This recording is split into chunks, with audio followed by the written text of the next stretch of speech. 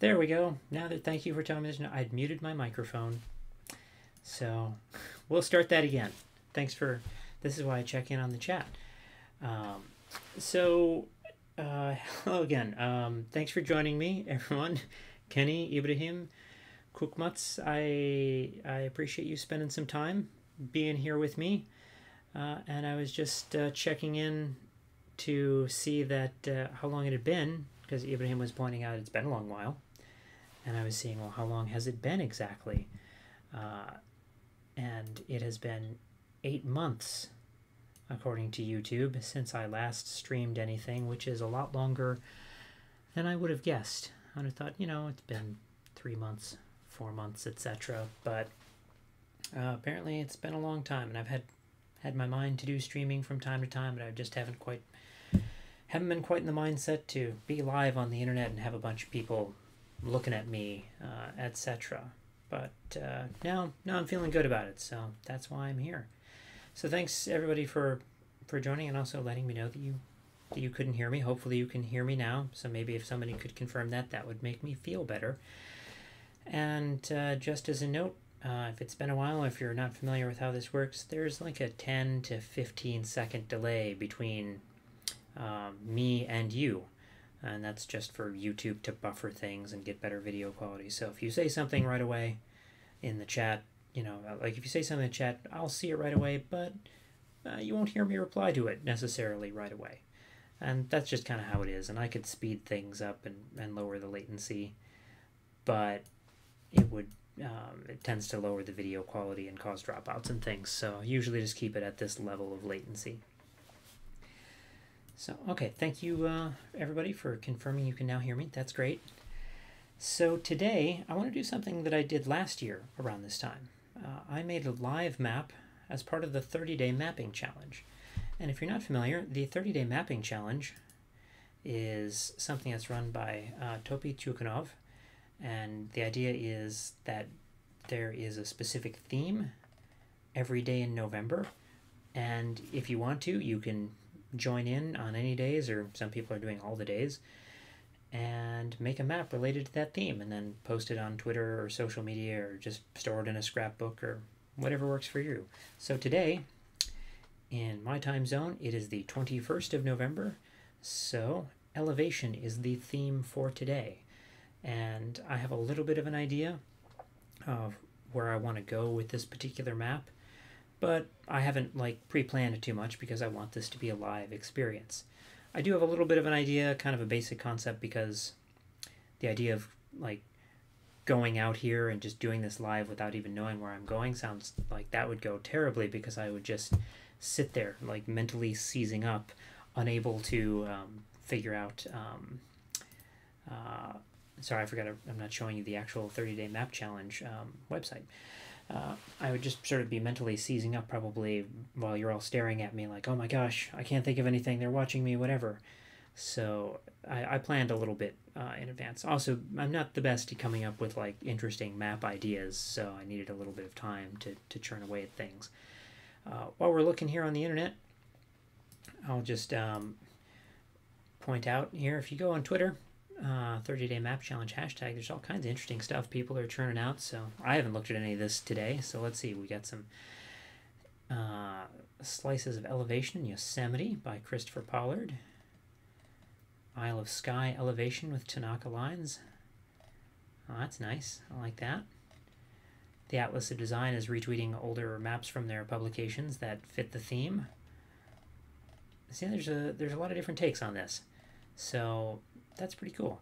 And most of these I'm seeing are about, showing a shaded relief map or contours, that sort of thing. And that makes sense. That's a pretty obvious take on things. What I want to do is a slight variation on this, which relates to an experienced elevation. I live in Madison, Wisconsin, and I don't know what the elevation is here, but it's a pretty flat place. It's fairly high above sea level because it's sort of inland in the United States. But, if I look around, it's not like I'm standing on mountains or anything like that. To me, the way that I frequently experience elevation is through climbing trees. And this is something that if you've followed me on Twitter or chatted with me in person, you've probably heard me talk about. I am an avid climber of trees. So for me, that's an experience of elevation. Like, I'm up there, I'm looking out at the rest of the world from 40 or 50 feet in the air. And so I want to find a way to plot some of that data and map out that spatial experience. So what I have here, let me pull up some of my data here that I've got for this, and then we'll go over how some of it works. I keep meticulous records of the trees that I climb. All right, let's pull up OpenOffice here.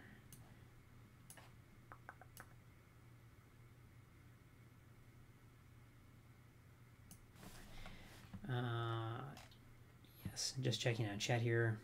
People hear me. Good. Great to see you're back streaming. Thank you, Lord Noodle. It's glad to have you here, as well as the other 7 or 8 of you. It's you know, when I'm not streaming, I think, oh, it seems like a lot of work to stream and, you know, put yourself out there. But when I'm actually doing it, you know, it's nice to have people around. It's like, you know, I'm just here in my apartment alone. It's kind of like a nice social experience, even if it's the video-wise, it's only one-way live. So I keep a lot of meticulous documentation about the trees that I climb, including an ID number, a latitude, and a longitude, so I can plot that out on a map. I give them ratings about, you know, whether or not I liked them very much, was it a fun tree to climb or not.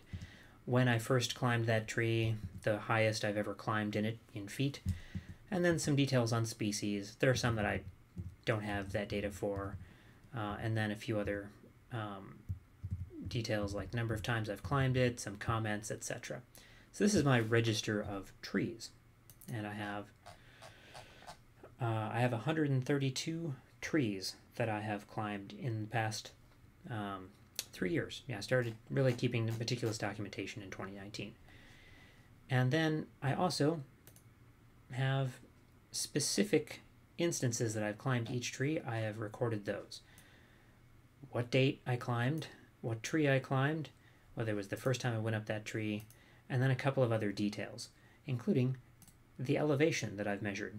I have a, I don't have it with me here, do I have a laser ruler, so I can be in a tree and like shine a laser on the ground and it bounces and it tells me how high up I am, and that usually works.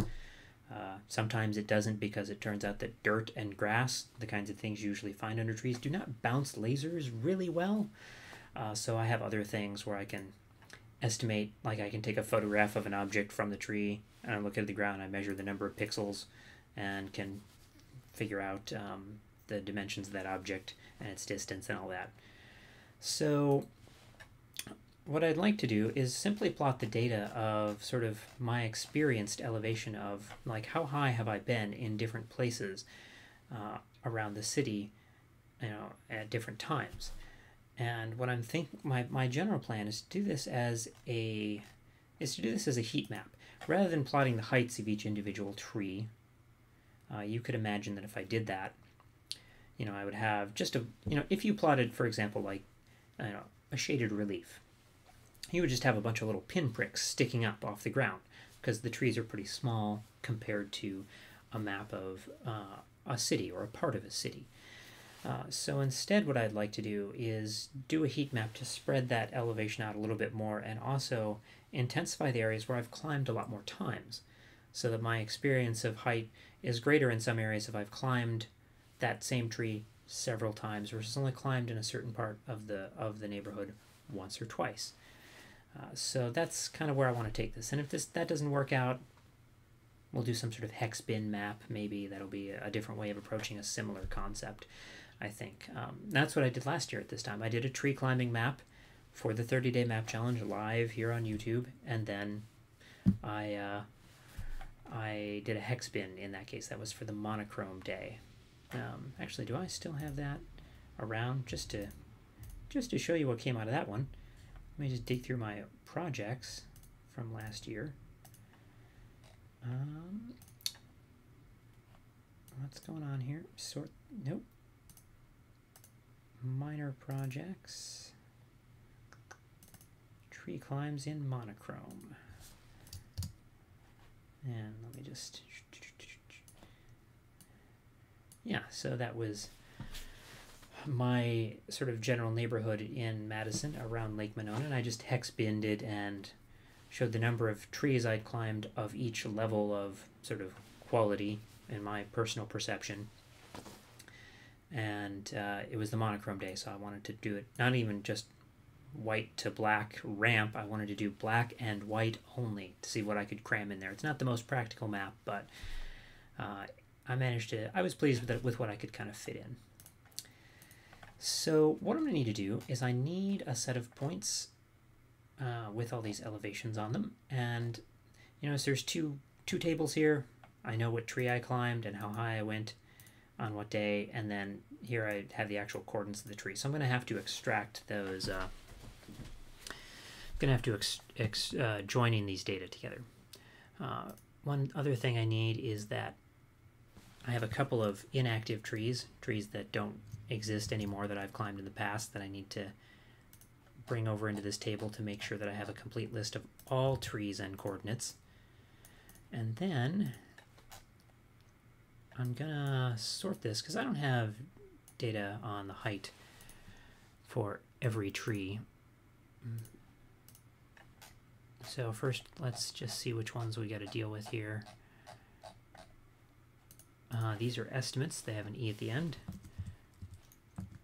So we'll make those actual numbers. We don't need the rest.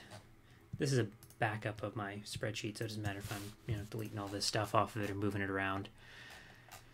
Alright, so now I got a bunch of trees and their elevations, maximum hip height, like I kind of measure from midpoint on the body from how my elevation is. Don't need that column. So, see if I remember how to do this. I learned in high school, they taught us a bunch of Excel functions. We basically had a class in high school on using Microsoft Office products, which was really useful because I, don't know when I would have otherwise learned a bunch of Excel lookup functions and such. But let's see, we're going to match this number to this column. And I can lock that so when I drag it down, those cell references don't change. All right, good. And then index this set of latitudes and longitudes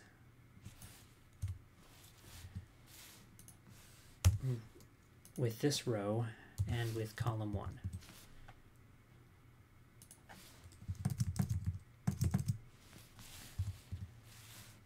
And so I'm just getting it so that I have column 2, okay. So that I have the latitude and longitude of each one.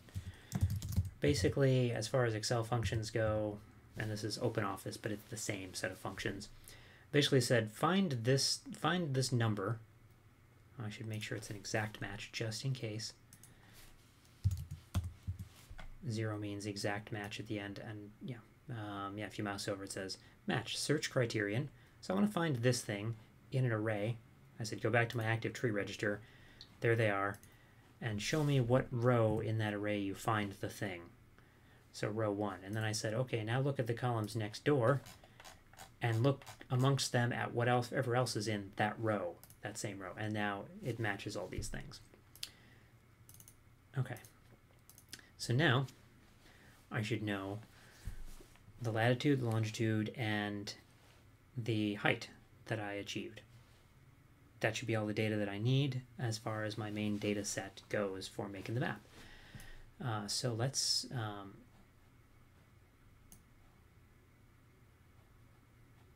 right, so let's save this as, put it in my elevation folder, CSV, climbs, use that CSV format. Great. This way, yep, only the active sheet is saved. This way, be able to pull this stuff into QGIS. And we can actually start to visualize some of this data.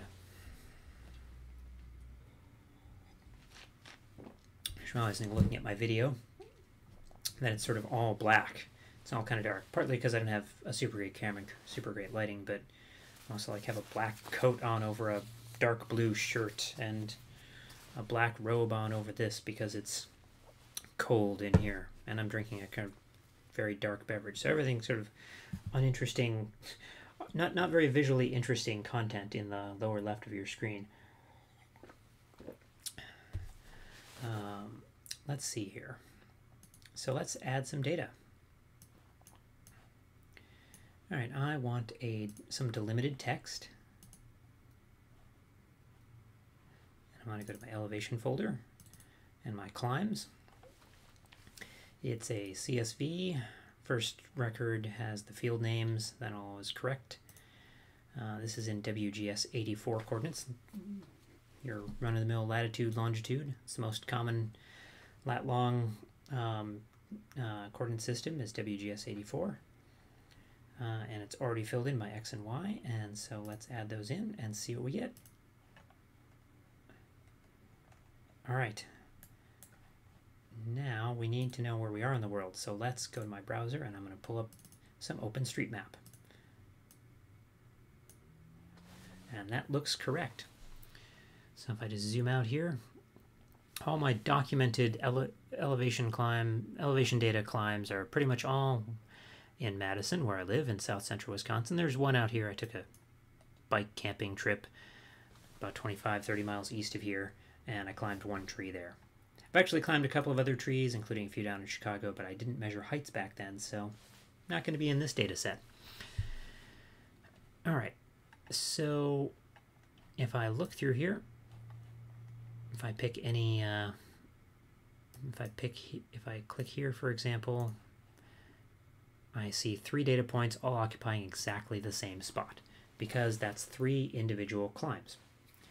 And that's what I want to sort of represent my experience, like the density with which I've gone to a place. Not only how high have I gone, but how frequently. So where do I personally experience the most elevation? Well, it's 2 factors in that. How frequently I've been to that place and how high I've gone in that place. So you see I climb a lot in green spaces because that's where, one, that's where you find trees, and you might find trees on the streets or in people's yards, but I don't do that because that's their tree. That would be weird. They might think I'm like trying to look in their windows or be weird or creepy or something like that. So mostly in public or semi-public spaces. What I'm going to do is I'm going to switch my coordinate system. Search here. Dane County coordinate system. Madison is in Dane County, Wisconsin. And then, so Dane County has its own coordinate system. It's got its own projection. All the counties in Wisconsin do. This is fairly unusual, I think. There might be a couple other states that do that, but yeah, it's already nicely available in QGIS, so I didn't have to set anything up. Oh, Ibrahim, welcome back. I didn't realize you hadn't been here. We haven't gotten too far, but glad your electricity's back on now. Yeah, I've just got pulled in some data on where I've climbed trees, and I've got a little base map data just so I can see for my own purpose where I am. I will extract some of this for actual, like, making a vector map. I'm not going to include all the OpenStreetMap data. This is going to be a fairly simple map, though. I'm not, there are people who kind of go all out for the 30-day map challenge, and you can see that. The amount of effort that people are putting into some of these things. An animation about water. Now, look, some of these are back to day 18, water. Labeling and island, okay. Doesn't say what this is, but it looks sort of like, yeah, sort of a curvy city fort thing. That's pretty cool. And some people arrange fruits. I'm mostly, I'm going to make a fairly basic, fairly straightforward map, with just, little water, little roads, a little elevation data, nothing fancy. I feel like for me, the 30-day map challenge, my ability to participate is only a few days usually that I have any ideas, and I want to keep it like keep it manageable, because I am otherwise very prone to guilting myself, like, well, why am I not doing amazing things every single day that take all day? It's unreasonable of me to expect that from myself, so I'm trying to not do that, but in the back of my mind I probably still am. So let's have a look here. I haven't really played around too much with the heat map tools, the kernel density estimator in QGIS, but let's give it a shot and see what happens. Actually, first off, it's going to generate a raster data set, and this one data point out here is going to mean the raster is going to have to be much larger. It's going to take longer to process, so we're gonna get rid of that. I can't delete it because this is just a live CSV file, so first we're going to save this as a shapefile.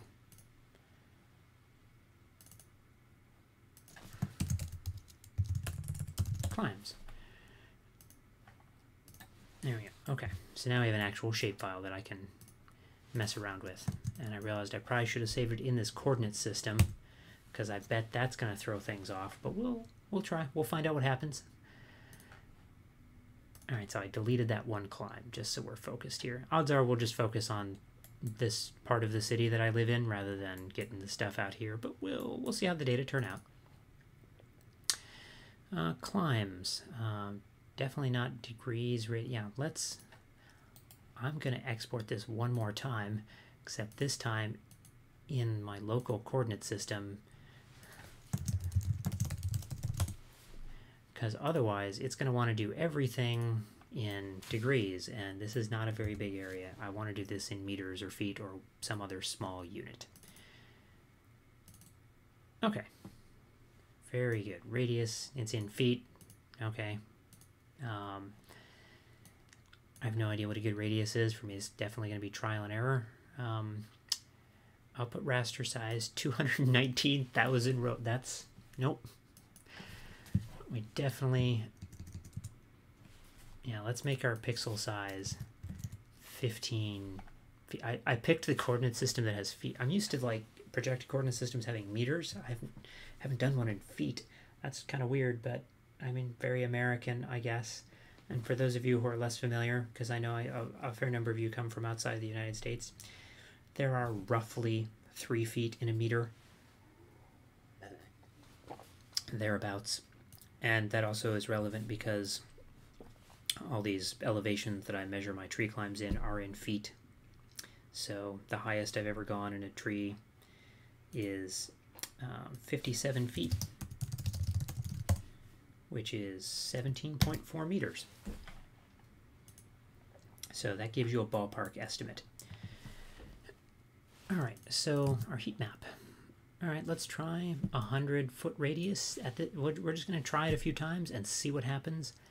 The weight from field, why is my field not showing up? Because I want it to be weighted by height. I'm guessing if I open my attribute table here and bring this in, that probably this is brought in as text rather than as an actual integer. So let's open my field calculator. Elevation, these are all whole numbers. I don't need decimals. And maximum hip height. So now just copy those over and should have made them all into numbers. So let's see if that's going to work any better.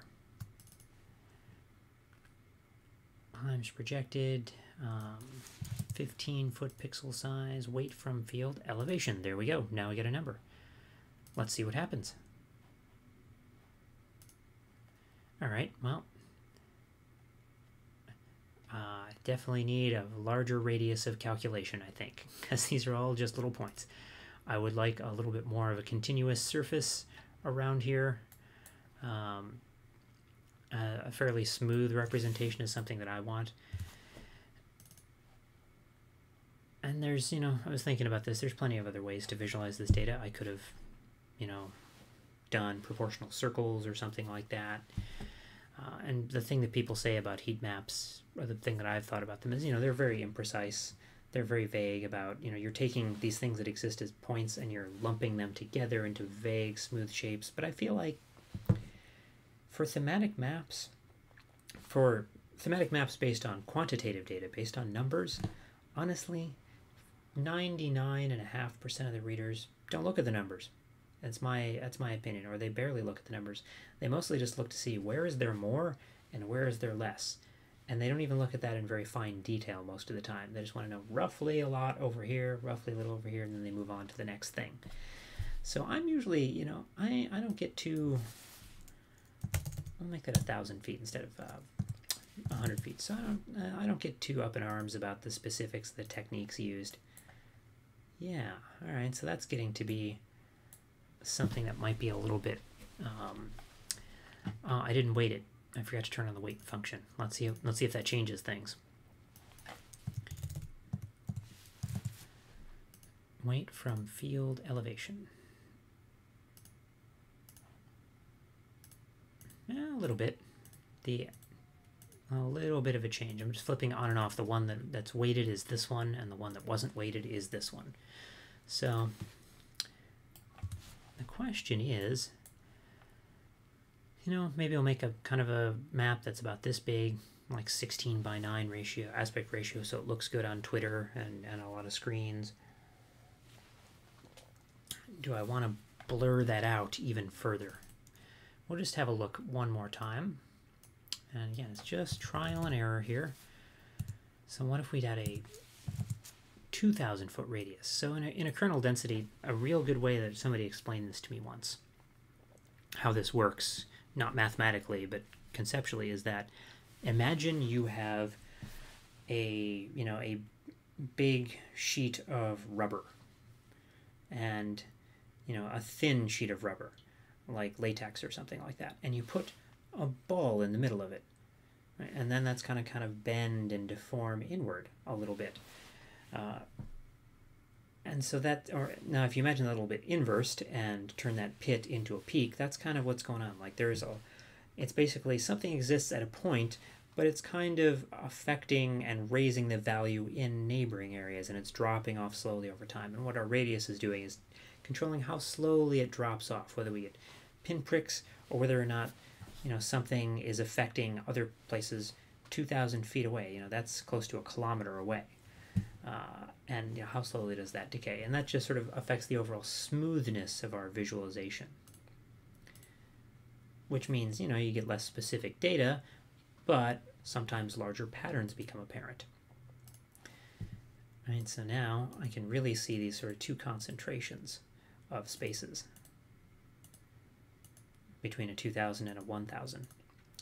I'm really, as I get farther along in my cartographic career, I'm really becoming a bigger fan of simplifying and generalizing things a lot more, especially with elevation-related things like shaded relief. I definitely smooth out my relief a lot more. I see a lot of people doing really detailed relief maps, but it looks very sort of jagged, and you see a bunch of tiny ups and downs, but you don't see the mountain range as a general feature.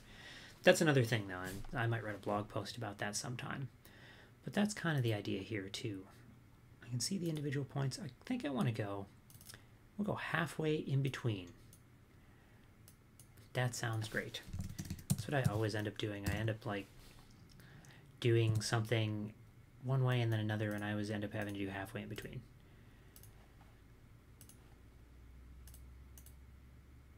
Yeah, okay. So I think that might work. And the way now we got some data. Now it's about how do we want to visualize that data set. So the idea I have here is I want to I love doing things in this sort of flat, half-toned 1930s, 1940s style, which occurs a few times in my portfolio. Like, here's a different tree climbing map I made in the past, and I have a mind to do something like that for the elevation, to make it look like an old book kind of thing, because that looks really nice.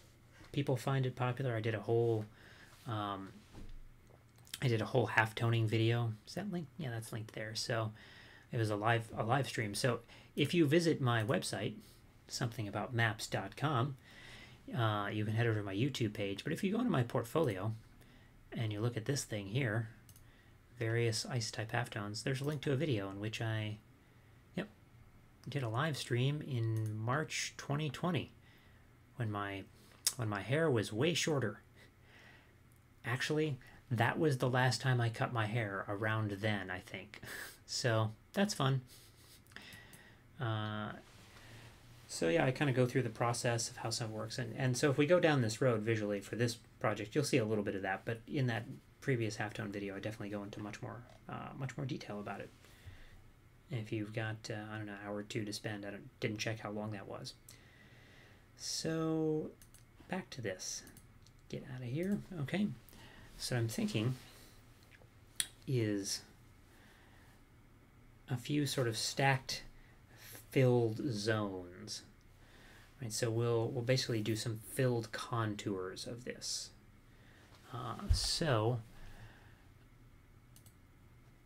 And right now our numbers run from basically 0 practically to 1190, which these numbers, it's a kernel density, so they're mostly meaningless as actual unit. I have definitely not, well, actually, so what's happening is it's taking the elevation, where it gets those numbers from, is it says, well, at this place I climbed 27 feet, and over here I climbed 20 feet, and, here I climbed 6 times, maybe 38 feet or so. And in this zone, right, they're just all stacked on top of each other, adding up. And so there's about a value of 1200 here as the maximum. So I've experienced roughly 1200 feet of elevation total there, but it's kind of a meaningless number because I really only experienced it in these few points. Again, that's the trade-off with the heat map. It gives you the pattern of where's the concentration happening, and you can see that against the dots here. Where's the concentration happening? Where's more of the stuff happening? But it's very unspecific. But, if I just had individual points, maybe those patterns wouldn't be as obvious. Or if I had a heat map that didn't go out very far, like if I only went 100 foot, like we originally accidentally started with, you can see there's just a bunch of little concentrations. Not enough at the grand scale sort of zooming out to get the pattern. That's all I want, the rough concept. And this will be great for that kind of thing. So the numbers are mostly meaningless. We're just going to mostly say like more or less in our legend. That's what people are going to look at anyway. Places, where the experience is greater or lesser. And yeah, this is definitely one of my favorite areas to climb, it looks like. Yep, there's a nice, there's a creek here, and there's a park on one side, a public park with a bunch of trees, and then here there's kind of a open green space. It's technically owned by somebody, but it's kind of a commercial, it's an empty lot, basically. So it's, there's a lot of green space there, although this park was mostly closed all summer. The way to get in, there's a bridge here over a creek, and there's another bridge there, and for some reason during the summer they decided to close both entrances to the park for reconstructing the bridges for months. They shut down the entire one of the larger parks in the area at peak time, except for this entrance over here, which is in a somewhat nicer neighborhood, and I guess those people pay enough taxes that they get to go to the park. So looking over here at chat, Ibrahim is asking, am I heat mapping the number of climbs or elevation? So the weight of the heat map is the elevation, but there is one individual point for each climb. So if I climb a point 6 times, there's actually 6 dots there. So the heat is about both frequency of climb and of the total height of the climb. And lately you've been seeing more from multivariate maps for more variables on the map. Yeah, those kind of, those kind of come and go in popularity. I definitely used to, I definitely used to play around with, several years ago, cramming a lot of stuff in. Actually, do I have this, where is this in my portfolio? I used to be really big into seeing like how much stuff I could cram in at one time, including this thing I made quite a long time ago. I mapped out the tallest buildings in Europe. There's a skyscraper database, and so I looked at over the course of 130 odd years from 1875 to 2007. How did I do it? It's so complicated. I'm trying to remember. So basically, there are, okay, for each year, I looked for each year, 1875, 1876, 1877, so on. I looked at what were the 30 tallest buildings in Europe. And then I plotted out, that's 118 buildings that were in that top 30 for at least 1 year. And then I mapped out these really complicated symbols where it shows, and I even got a whole lengthy legend here basically saying, and I can't zoom in more on this thing, unfortunately. Is there another, maybe there's another image down. Okay. Each city is represented by a clock, and you can see basically tracks along the clock show when a building was within the top 30 in Europe. So here on this one, it looks like it starts in 1875, and then by roughly 1935 is the legend up here, that building stopped being one of the 30 tallest, and it's red, so it was a religious building. So I've got the building category, I've got the building, when it was among the 30 tallest, and then for each city, I've got a prop symbol showing the number of buildings, and I also, for fun, plotted the center point of where the tallest buildings were. And you can see, like, from 1951, it's right here. 1955, it's over here, the big Soviet building boom. And then it stays there, and then in the 70s through the 90s, it kind of swings back toward Western Europe and then back toward Central Europe. There's a lot there, and this is probably not something I would make anymore because I feel like it's really interesting, but it's a lot easier to encode data than it is to decode it. It's cool and fun to look at, but it probably would have been easier to convey all of this information in a series of smaller maps that people would have gotten it a lot better. But it's still kind of cool and fun, so I got it in the portfolio. And I think that's always the pitfall in multivariate mapping.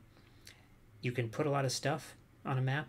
Can you put a lot of stuff on a map in a way that makes it really easy for someone to digest? And that's a lot harder. And oftentimes, small multiples where you're just putting a bunch of little maps side by side is often the best way. Not always. I mean, there are definitely some cool, clever visualizations that get the job done. But that's sort of my perspective right now about that sort of thing. So we've got a little heat map here, and what I want to do is I want to contour it a little bit. I want to kind of break it into four zones here. So let's look at our properties and bring this in. You're looking at the top left corner of my monitor, so things tend to sometimes pop up off your screen because I'm not broadcasting that area. So that's where I've got the chat, and that's where I've got some windows and things for checking out on how the stream's going, and it says I have an excellent connection, and there are 3 people who've liked it. Thank you very much. Sometimes people like these streams before they start, which is, I don't know, I mean, that's very kind of them. But how do you know you're going to like what I'm going to do or say? So let's see. Our symbology here. One thing that I kind of wish QGIS did is that... Oh, this is the wrong one. I don't want to edit that one. I want to edit the one we're actually going to keep. Is that, it says it goes to 1190 as the highest value, but I clicked one and there were like, the highest value was about 1250. I got to tell it when you do min-max, give me accuracy actual, and now it's got the actual highest and lowest values. So I'm losing my train of thought. Okay, so I want to do single band pseudo color. I want to do, no, I meant to click over there. We'll just do some blues for a minute. And what I want to do is instead of continuous colors, because that's just going to apply a continuous color scheme, I'm going to break this into 4 discrete units. And there are a few different ways I can do this. I'm going to do this in QGIS, though, I think. Rather than going to, you know, I could do this in Photoshop in a posterize mode or something like that. That's more complicated. I want 4 classes, and it's still doing it continuously because you can kind of see in the background. I'm going to break it into 4 classes, discrete interpolation, instead of linear. So it's not going to interpolate the colors. It's going to have 4 unique units at equal intervals. And there we go. So now we have kind of 4 zones of like the lowest zone, medium low, medium high, and high. Let's look. If we did 3, a couple little islands there. I could also have a look. If I do quantile, there's going to be an even amount of ink on each one. Oh, that's right. It looks uneven because we're also including all these zones out here, which I'm probably not going to map at the end. We're going to focus on my core neighborhood. You know, I live right about here, near this park. I won't say exactly where, of course, although I'm moving very soon. Next month, or maybe the month after, I'm going to move from this part of town to this-ish part of town. Is that right? Actually, no. I learned my new neighborhood, yeah. Going to move to this part of town from this one. So there's going to be a whole bunch of trees that'll probably get filled in there, too. So we'll see the patterns change next year. But for now, we'll focus on the sort of the east side. I'm just going to go equal interval. Don't fret about making it perfect because it's just a little one-off on a Sunday afternoon for the 30-day map challenge.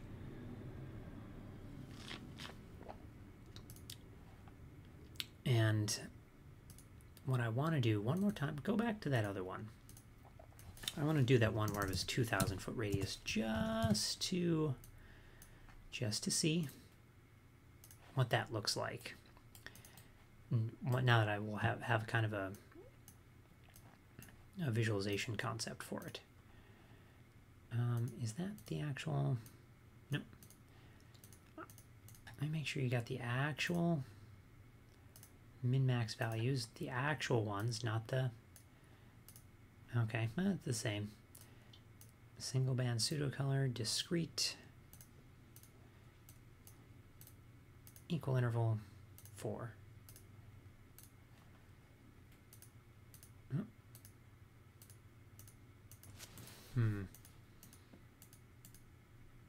I do kind of like those joining together, so we'll go with that one. Sure. I'm going to save this just in case something crashes. Let's see, put that in my elevation folder, heat map. Okay. Don't need the saved version, I got the live version. Okay. We'll come back to how we're going to style that later. We need some base data, and we're going to go to OpenStreetMap for that. I'm going to use this tool, this plugin called QuickOSM, which is really handy, and I'm so glad I found out about it. I read an article of Cartographic Perspectives, which I always have to give a plug for. That is the Journal of NASIS. Here, where's my other window here?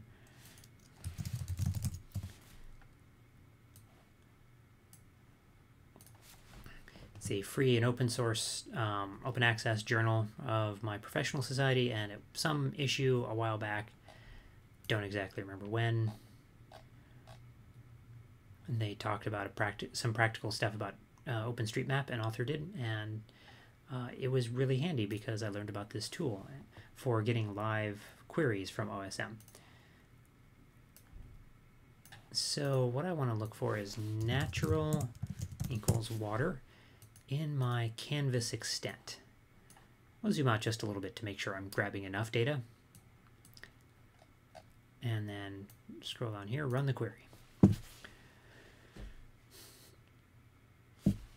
And I've now downloaded the OpenStreetMap water data for just this area. And so we got some polygons. I don't need the line features, I don't need the point features. Also, for whatever reason, I've noticed that the geometries sometimes come in weird, so I have to run fixed geometries. You notice this lake here just vanishes when I zoom in. So let's run fixed geometries on that. So now that's clean. All right, so now I've got some water data that I'll actually be able to use when I turn things over later on to maybe do some data mapping in Illustrator. Probably won't take it all. We'll just take a few major pieces, but that's gonna be a good start. I might want, for this area that we're mapping, maybe a little bit of road, just a little reference area, which I've got, you know, similar to what I've got here, right? I've got a little, oh, I got a creek too. That's a good thought. Maybe I should have the creek.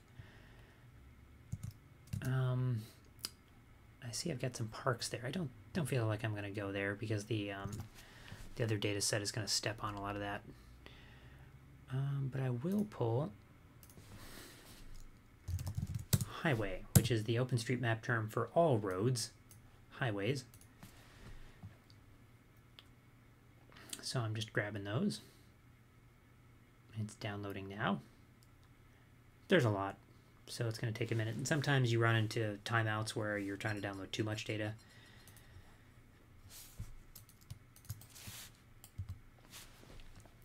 And what we will do is we'll categorize these by the highway field, which sorts them into all sorts of different kinds of things. Got your motorways, your primaries, secondaries, tracks, cycleways, etc. So we're going to turn off things, no paths, don't need pedestrian, just a few major things. Turn off the residential streets, service roads, steps, random tracks, anything unclassified. So now we're already thinning things down. I don't think we need secondary roads or tertiaries.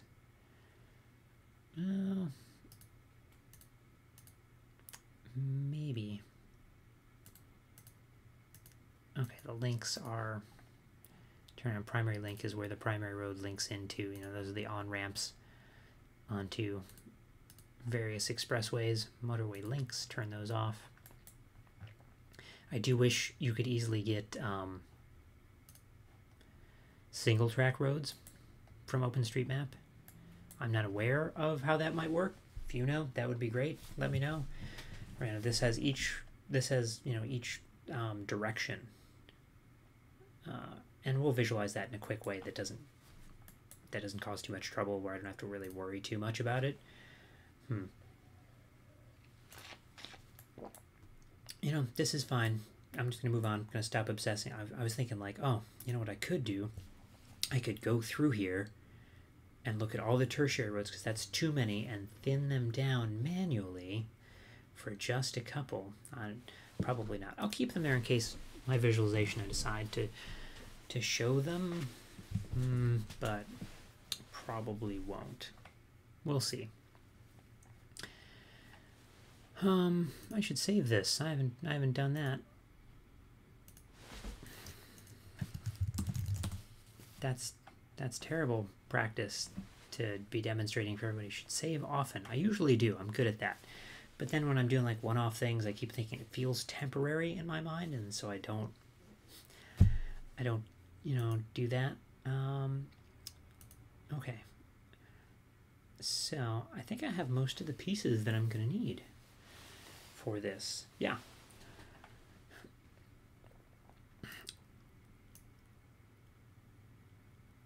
Is there anything I am forgetting? I could include, that's right, I could include a stream. We'll include a stream. Natural, no, waterway. That's right, waterway is the tag. OpenStreetMap has a lot of different tags, and I don't always remember what they are. Run query.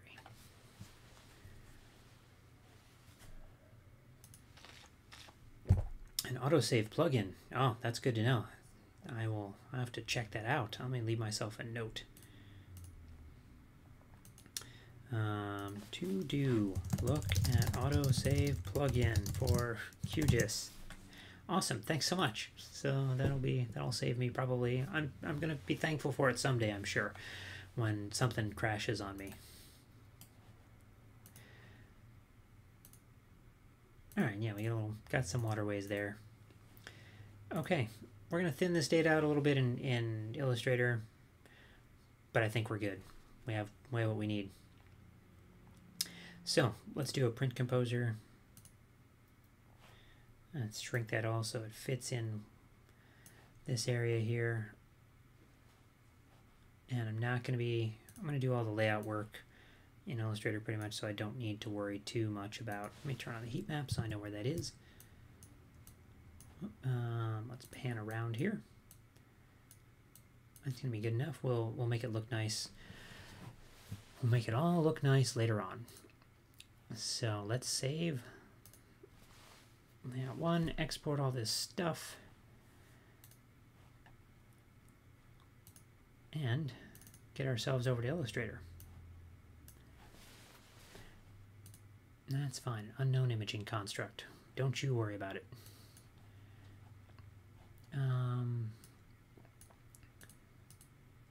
No, I have a streaming. Reset streaming. There we go. I just got a little setup that looks a little bit better for, has some of my tools off screen so you can see more of what I'm actually working on. So, layers. Let's have a look at our layers. Put my little keycaster up there. This is just so you can see what I'm typing. If I use some shortcuts, you can see I'm holding Alt or Command. Like Command A selects everything and all that sort of stuff. I said Command Shift A to unselect things. So this is all a PDF here. It's got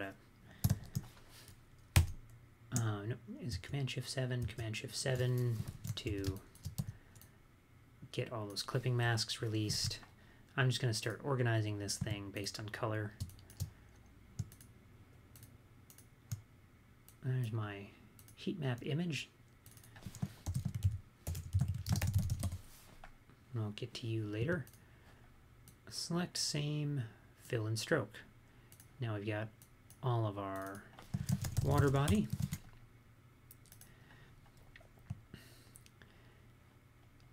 What is this? Oh, that's the waterway running down the middle of the water body. That's nice. Command 6 selects the same kind of selection you made before, so that's select same, fill and stroke, so I'm finding everything that's that color. Those are my hydro lines.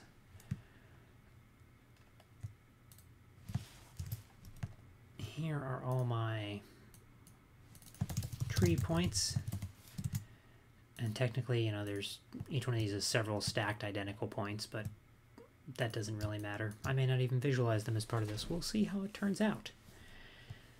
And then the rest, we have highway, roads,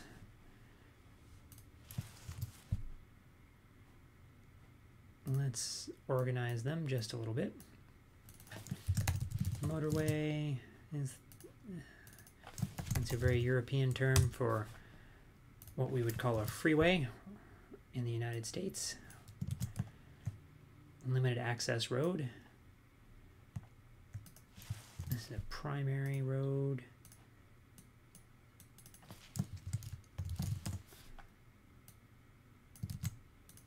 And then that leaves these. Tertiary, and then there's secondaries I forgot to get. I'm just separating them this way just in case I want to style them differently. Maybe a little thicker, a little thinner.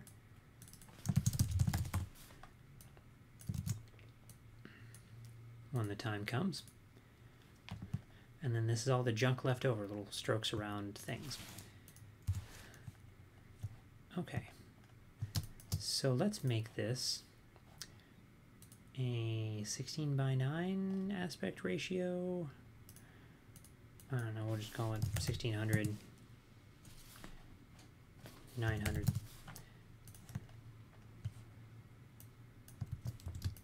And I'm just gonna scale this. Holding Alt lets me make sure that all my scaling happens from the center, and holding Shift makes it proportional.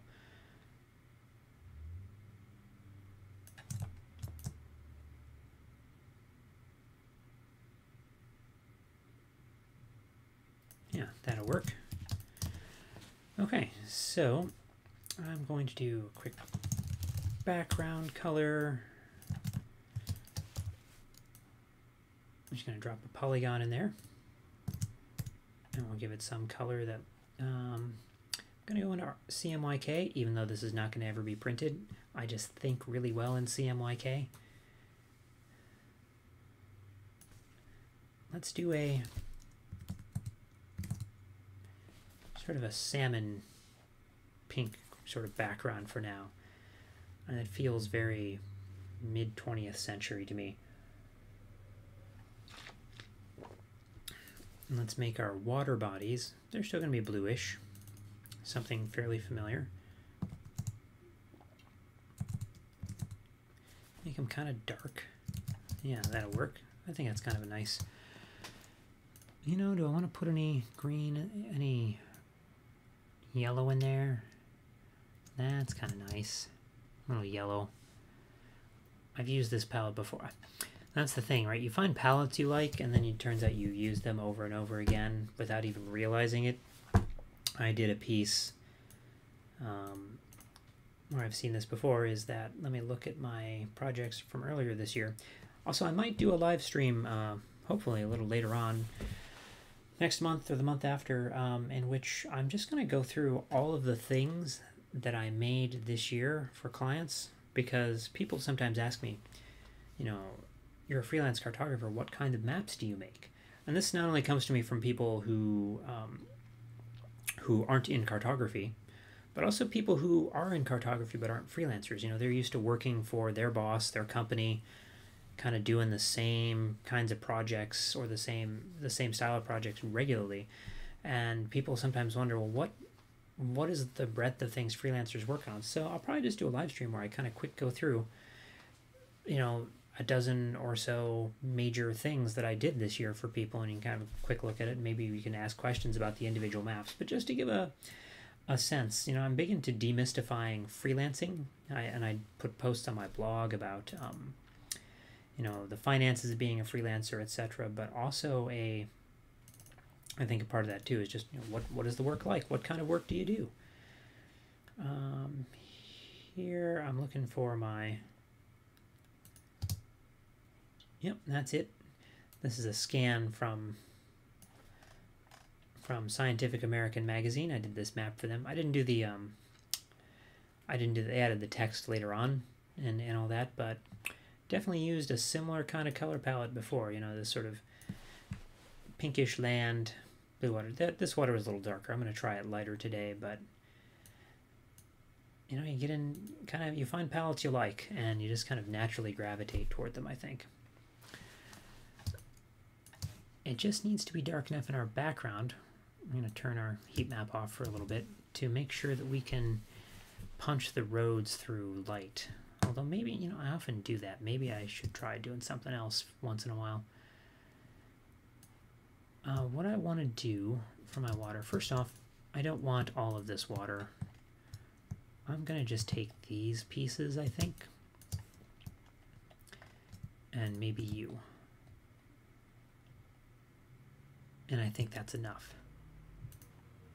So I just make a new layer, drag the selection to that new layer.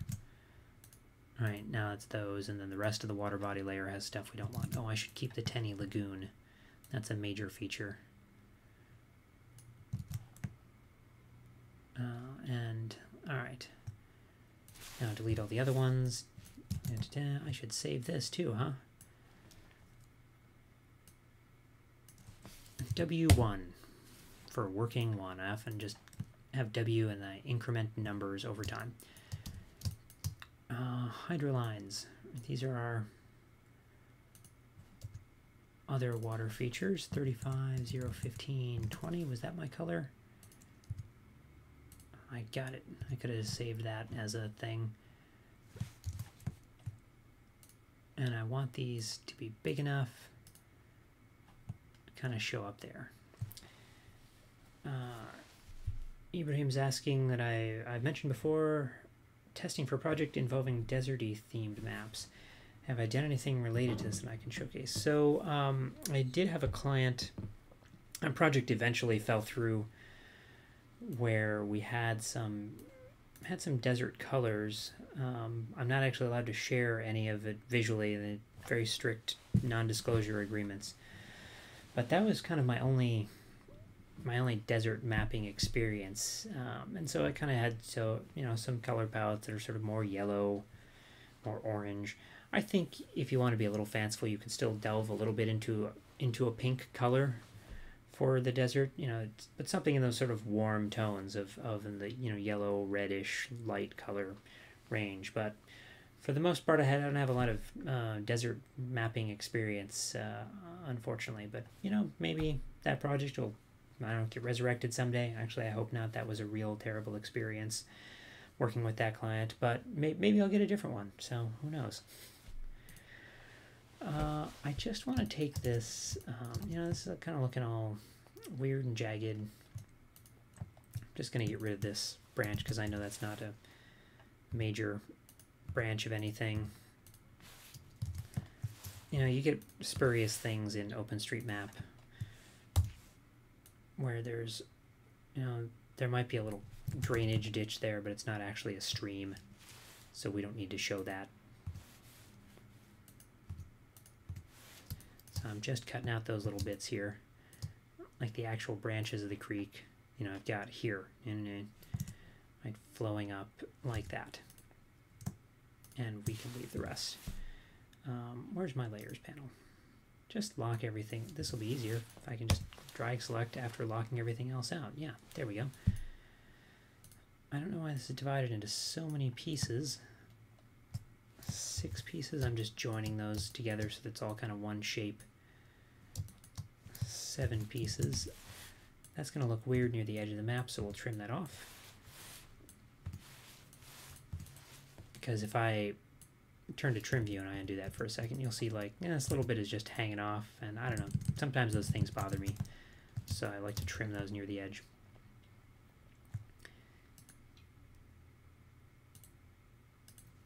Make that a little thicker. Yeah, that'll work for this stage. Roads. Okay, so the big roads, let's get them all white. And I'm just hitting Command H here to hide and unhide selections. If I make these thick enough, then you see I don't have to worry about the double stroke thing. You have to make them awfully thick, though.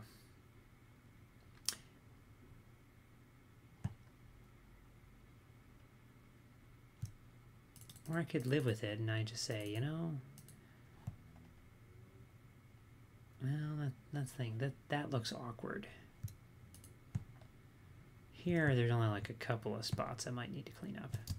I think that'll be fine. And then do the tertiary ones. The tertiary, because I think the tertiary ones aren't doubled. So if I want to keep them,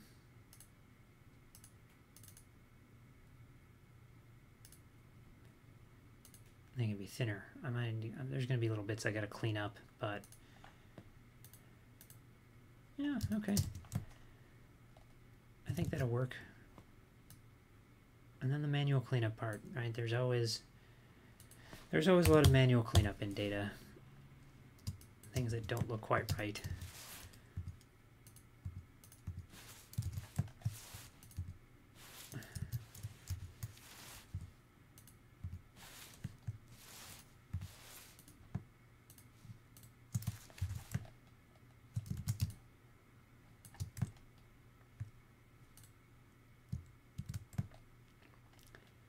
I'm I'm just going to go with the most egregious ones. These appear to end. That's the limit of my data. I didn't download enough. Just cutting those two splits there and joining.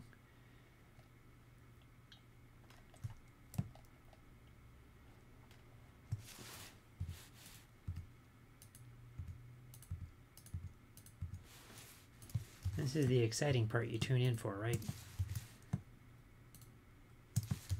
And let's... What is this? Oh, there's just a little nub.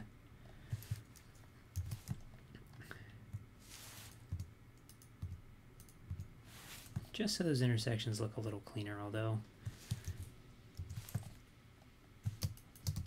Based on how I'm going to treat the base map and the halftone, it's actually probably going to be...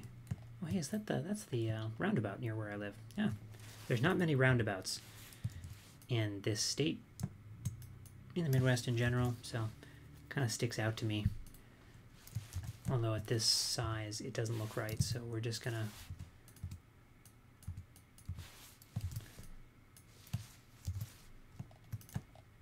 simplify that down. I think ArcMap has a tool that takes care of some of that if you're using ArcMap. Alright, just a couple more, and then I'm going to stop obsessing about it.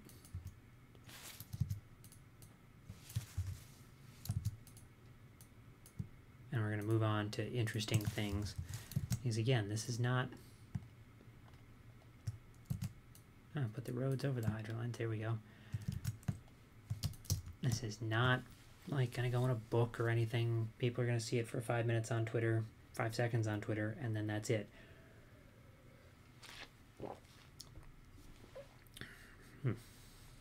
Oh, my beverage has gone cold. Oh well.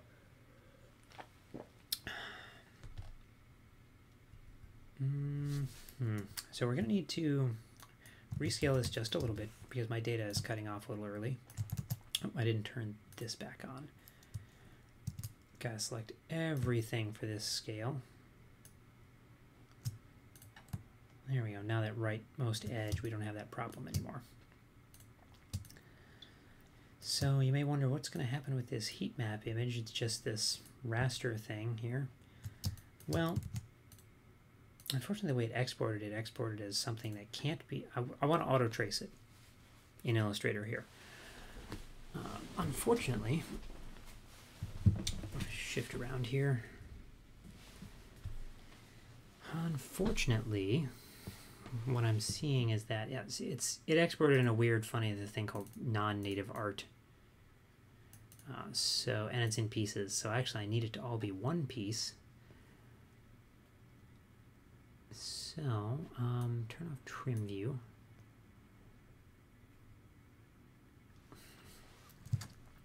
We're gonna cheat this just a little bit. I'm gonna screenshot this thing and paste that screenshot back in. Screenshots for the win, as they say at the Washington Post. And I'm just going to line up the screenshot.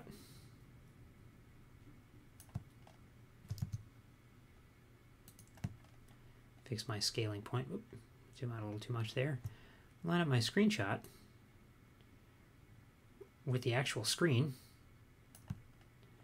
Yeah, that looks right. Turn on and off, on and off. That's about right. Pretty close. So now I have a screenshot. So now I have an actual single image object instead of these 4 little broken pieces. And the reason I need that is I'm going to image trace it. And let's look at our options. It did this terrible tracing here. I need to trace in color. And it's going to take a minute to think about that, which is too bad because I need to change settings, but I have to wait for it anyway.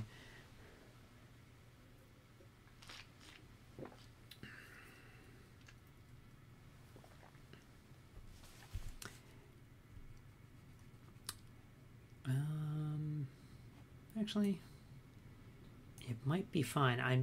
Did it get the lightest color correct? That's the real question. Because there's a faint light blue behind there. And that's what we need as well. So let's expand the tracing. Nope, it didn't. It treated it as part of the background. Stop, undo, okay, undo again. Undo this, okay. Because basically I want to turn these into polygons. And again, I could have done this in QGIS. That would have been easy too, but I figured might as well do this in Illustrator. It's pretty equivalent, but I have such a light color.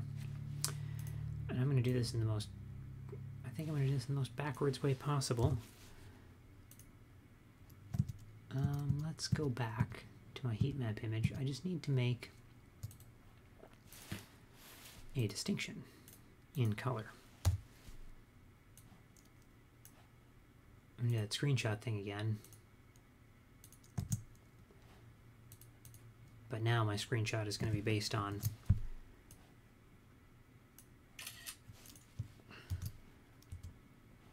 it's going to have a nice sharp distinction. So then I'll end up with 4 vectors of my little zones.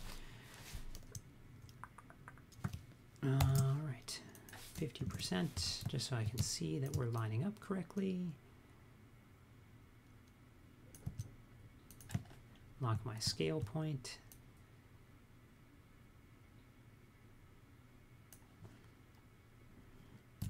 This is definitely the most backwards, roundabout way of doing this. But it's kind of fun, and that's what the 30-day map challenge is all about, having fun. Okay, now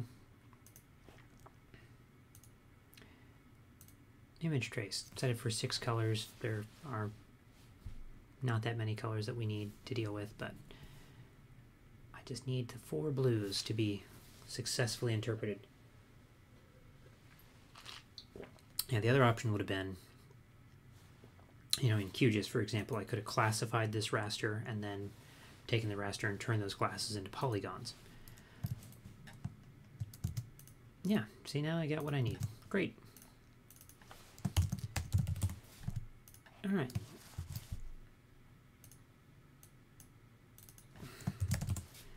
Heat map low values.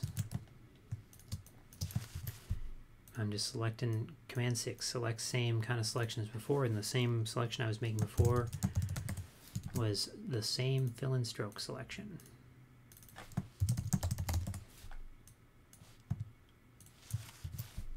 And I've been doing this over an hour. I was thinking, like, how long is this stream going to take? And I thought, you know, maybe an hour I'll be done, and of course I'm not, even though it's a very simple map. Alright, delete all that stuff, and now I have my heat map zones. Yeah, I don't need you, do I? What is going on there? Oh, and just traced a little line going off there. Let's just pencil tool that right out. Redraw that corner. Clear it.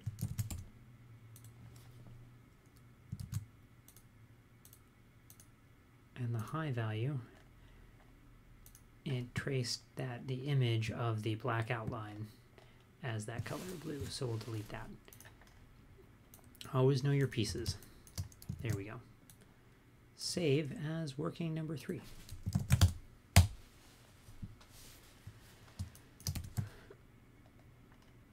And because of the way we did the screenshot, there was a little gap there, this stuff needs to be joined together.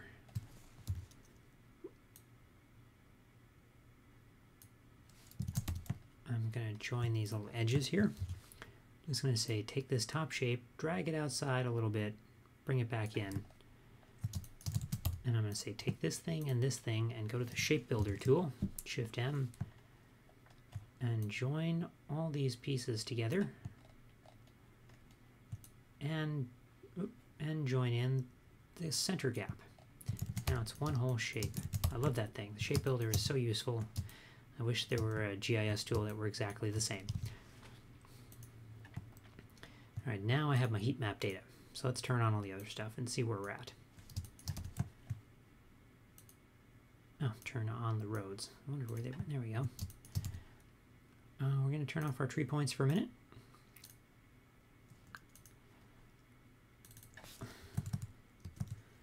And what I'm thinking of doing here is a simple gray overlay.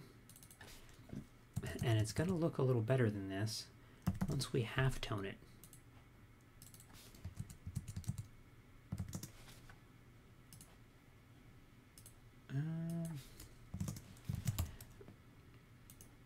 But it's going to look roughly like that, I think, will be the idea.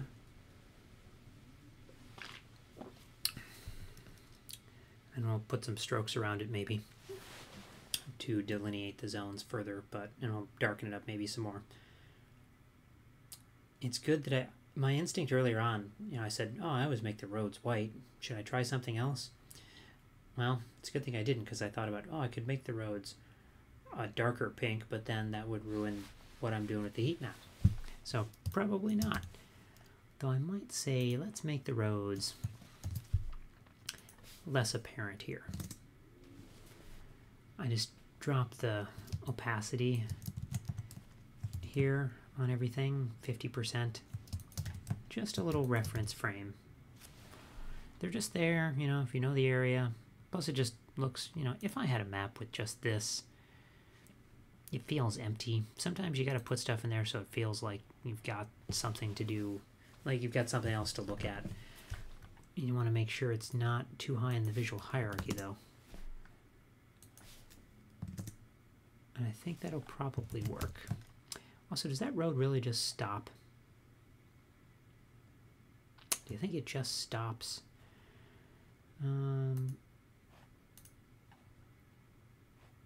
Let's have a look.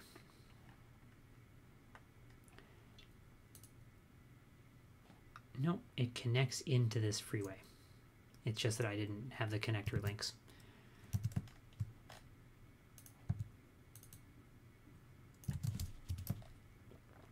This is why I don't do those automated base maps, because there's so many little things that you need to tweak to get everything right. And honestly, if I weren't live streaming this, I'd probably spend another half an hour carefully cleaning up all the roadways, turning them into single tracks and all that stuff. But that's one advantage of going live. You're stopping me from obsessing, so that's pretty great. I'm going to say it's good enough, which is a really hard thing for me personally to say. Yeah, there's other stuff I could do, like, one thing about this is that I actually redrew the coastline by hand just to give it a little bit of a softer feeling, like an old book. And so I could probably do something like that. What I might do is, one simple thing I can probably do is use the Simplify tool. Although honestly, they changed the Simplify tool a couple years ago in Illustrator, and I don't like it anymore.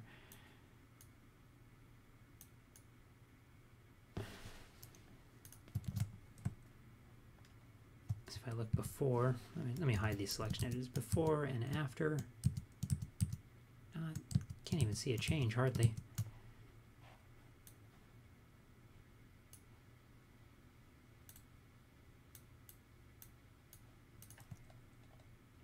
Yeah. But then you're left with all these weird jaggedy spots. It tends to do. Which I really don't like. And I could have simplified things in QGIS. I often do that.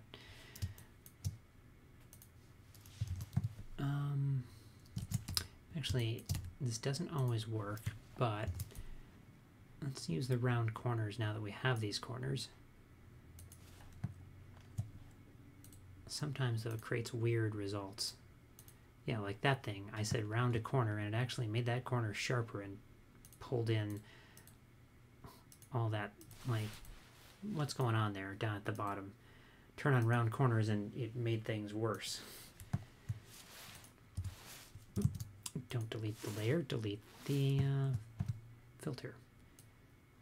Where is my corners widget?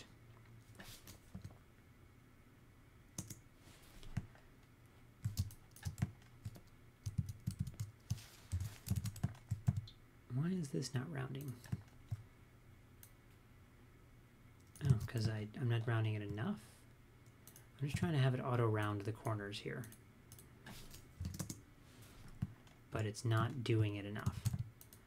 The roundedness on this corner, I told it to do 10, but it didn't.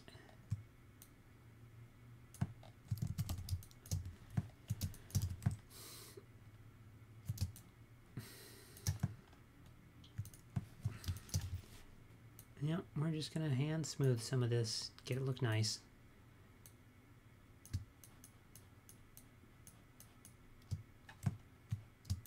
Make sure it's all reasonable and clean.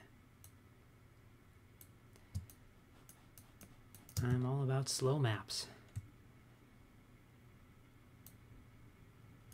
Getting it right still requires a lot of manual intervention, even in this automated digital age. You know, I'm going to get rid of the pier. I don't think it's necessary for what we're trying to show. Also, it occurs to me I want to join all these into one shape so they don't come apart.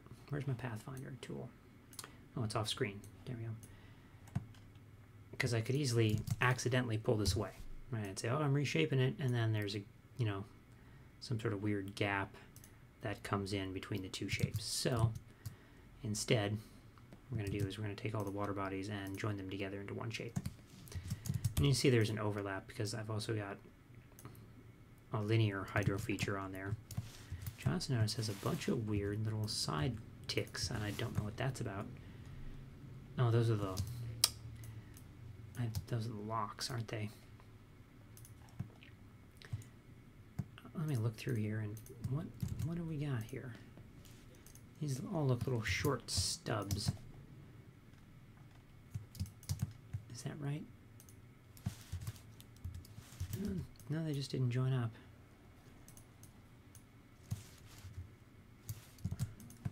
Just want to make sure there's other odd things like, yeah, there. Okay, that's the entrance to the lagoon. Join those all up and make sure that enters the lagoon. And we can actually route it in so that it joins more smoothly there. Don't want that little jagged end. Just looking at the pictures here, see if there's any other stubs and outliers. Don't care about you, you're off screen.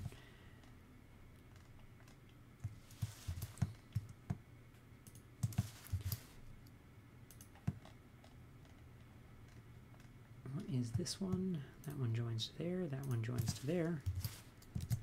Alright, that's all of them.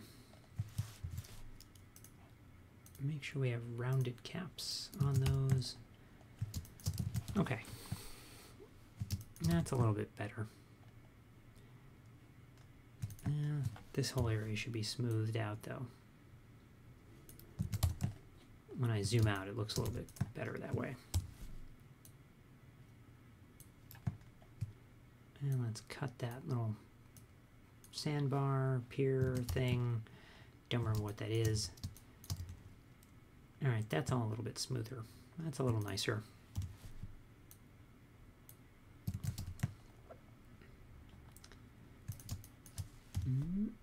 One more. And those are off screen, so I don't care. Okay, that's better. So let's go on to the heat map. Back to that. I feel like I want this to be a little darker. Shouldn't be too much. Actually, I might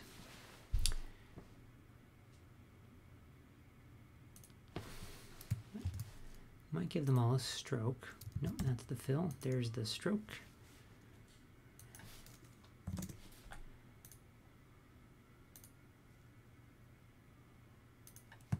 I'm not usually one to do that sort of thing, but I wonder if it feels stylistically appropriate.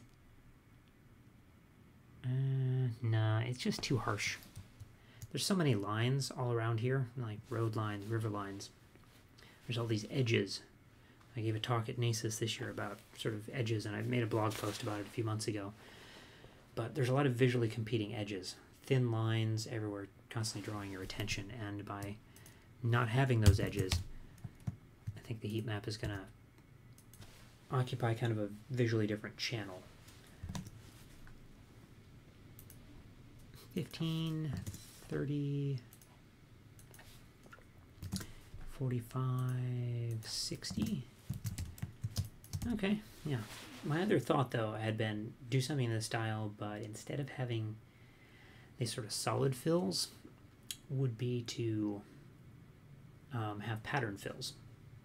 If you think about old books, they might have like a crosshatch pattern, you know, some dots, some crosshatches, some stripes, and maybe I'll do that real quick just to give an example, and just to see how it looks. So let's make some patterns. I think there's going to be, I need 4 patterns. This one will be cross-hatched. So maybe striped, farther apart striped, and dotted. We'll try that. So let's make some patterns in Illustrator, which sometimes causes it to crash. So that's going to be fun. So I just drew a circle. Make it black.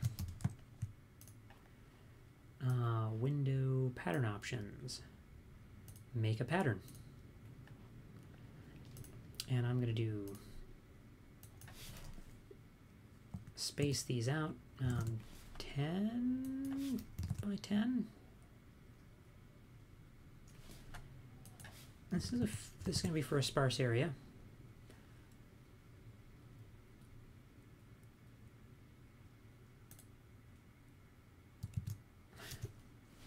So I think that's going to be fine.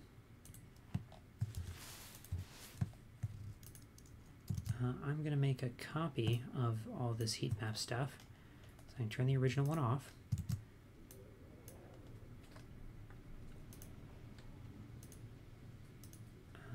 Turn the transparency back to normal.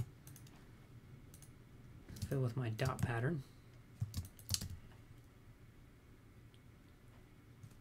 I want the dots a little smaller. So I just double click to go back in the pattern. Command A to select everything. Transform. It's a 4-point by 4-point dot. Let's go 3 by 3.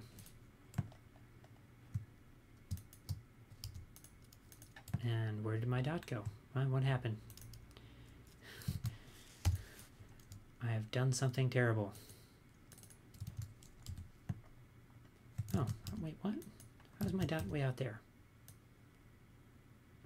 It somehow moved way far away from the center of the pattern. That was fun. Okay, now it's fine. Yeah, so we have a dot pattern. Get rid of that rectangle I drew just while I was trying to figure out what was going on. And next up, I want some stripes. So we'll draw a line, again a black line, and we might change the color later. 2-point stroke, we'll say. And save, because again, sometimes the pattern things crash. Make a pattern. And I want to space these out like that. And I'm going to make the height a little bit less of my repeating unit, because you see they're end to end, but you'll see little tiny gaps. But if I make this 85, now they're actually overlapping each other, so there won't be any gaps. Alright, so take these and make them that. And now, that vertical, horizontal stripes always look weird to me. So I'm going to go to the rotate tool and say 45 degrees. But instead of turning the objects, let's just transform the patterns. No, sometimes you have to like click OK and do it again. No, don't. Rotate. No, don't transform the objects, just the patterns. Why are you not doing it? It's a little finicky. Select the fill. Come on. If I hold the, okay, I can force it with the tilde or the accent symbol here. And now it's doing it when I select, okay. Select these, rotate 45 degrees. It's only transforming the pattern, not the object. And I think I want it a little farther apart. So let's make the width 12. Yeah. And now let's go back and take this random line that we drew. Actually, no, I don't need to do that. Take this pattern and make a copy by just click and drag it over here to the plus sign to make a new one. And on the copy, we're just going to tighten it up. We're going to say width 6. So now I have a version that is tighter. And rotated 45 degrees. Actually, it should definitely, look at that, that looks terrible. Rotate it the other way. Now I know why they did that. I've seen that in old maps, where you have like a pattern this way and then a pattern this way. Now I know why they do that, because it looks terrible if you have different densities all go in the same direction. Good to know. And then finally, we can do a crosshatch. And I don't even need to make a new pattern for that if I play it right. I'm going to take this thing, rotate it 45 degrees, and then give every object here, yeah, drag this up a little. Can I make that bigger? Oh, oh. I just want to show the appearance panel better. Okay. Give these objects a new fill that we rotate 90 degrees. Right, so these objects have, this object has 2 fills. One's that way and one's that way. So, and they're both patterns, and they're both invisible in the gaps between the patterns, so they overlay each other.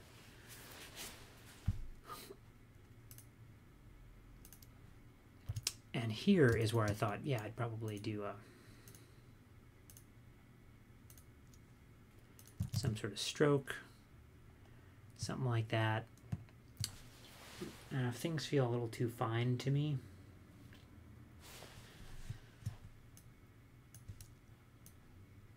save a new version.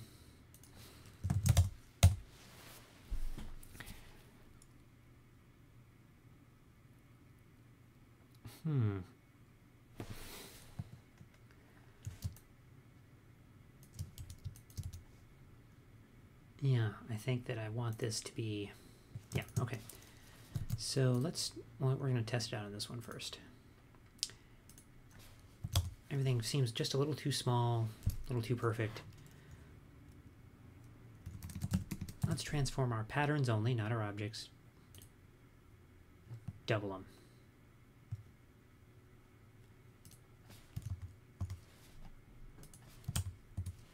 And we gotta actually get both strokes there, so it only doubled up one of the strokes. And doubled that one, so let's make sure to manually select that one.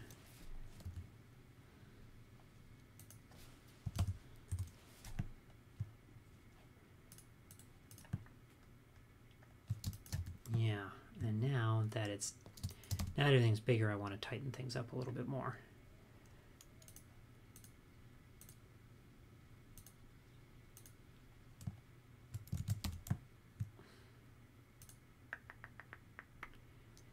Yeah, I think I will. Okay, let's take our dots.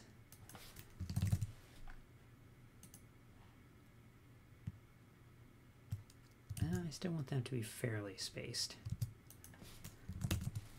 because they are the lowest value. But you,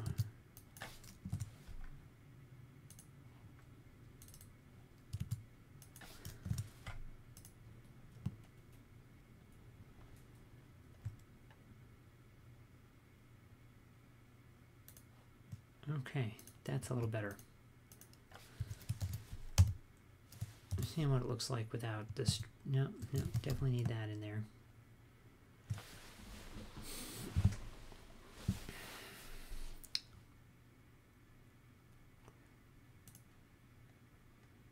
Just going on my gut feeling here.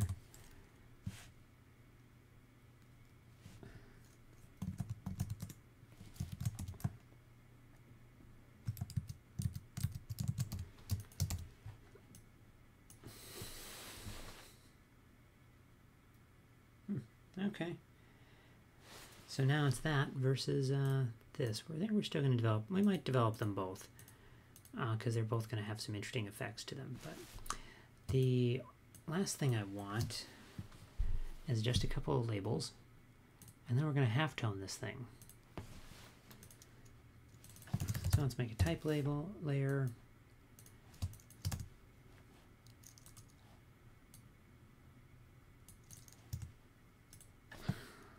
Lake Mendota. Mostra Nuova. We'll use. I'm picking a typeface here. Oh, I should move this in. Optical kerns. It's all very large text because I made this 1600 points wide.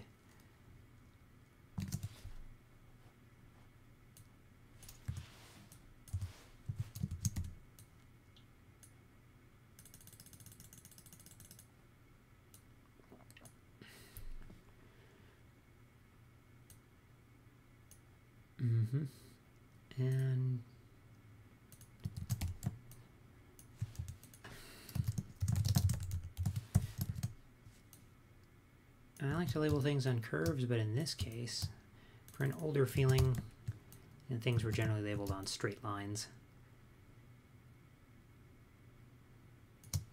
And these labels are going to be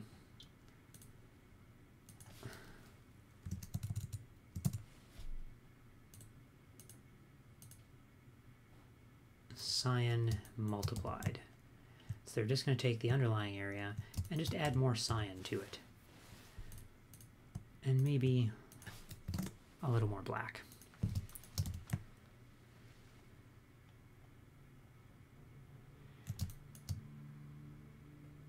And do I want to label? Well,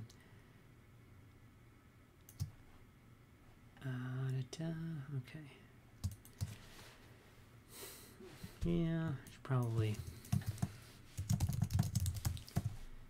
label the rivers and creeks and such that these are centered on, because these two things are really... Now I'm going to have to think about my type style more if I'm going to do that. Starkweather Creek.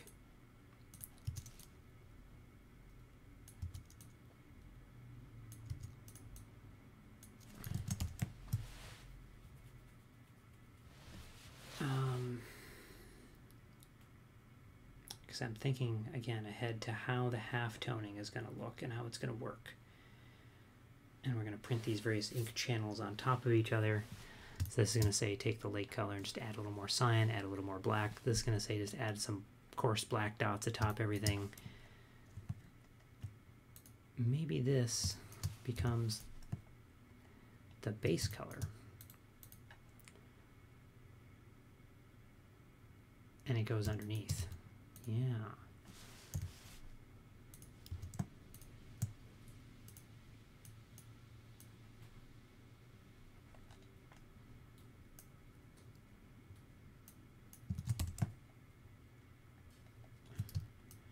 It could be kind of fun.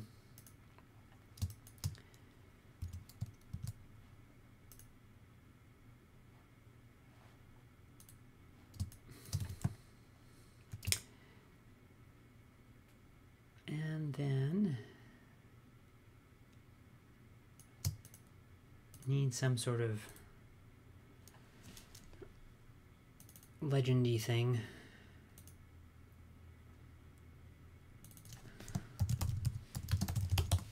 You know, occasionally maps need legends, because probably no one will know what this is about until such time as I explain it to them.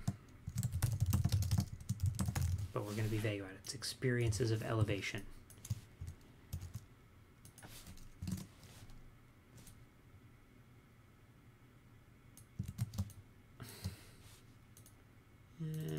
Spread that out a little bit more. And nudge that. Well, yeah, the legend should go...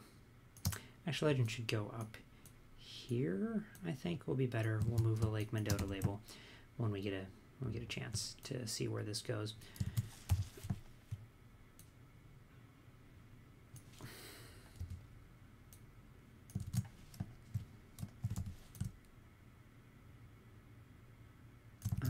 Let's make this some specific dimensions.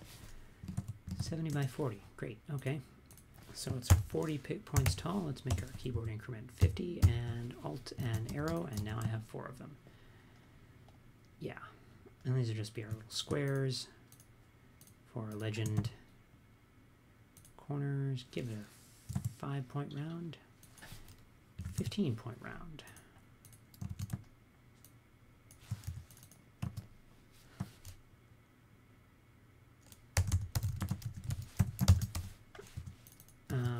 Not unelevated. There's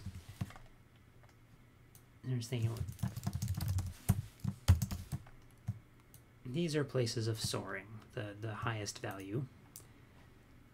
I think we said that was 50% gray. No, 60, and it's by 15s. That's right. 45. Technically, each of these gray levels goes up by 15k, which is not perceptually even. It's close, but it's not perfect.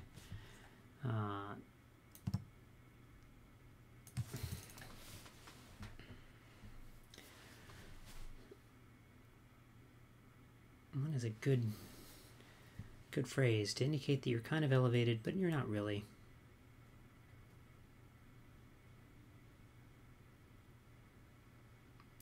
Hovering. You can hover at heights, though. I'm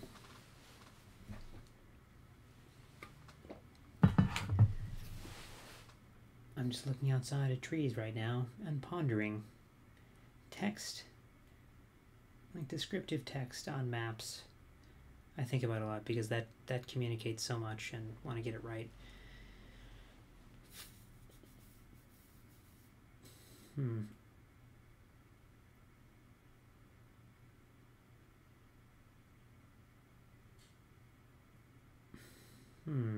Well,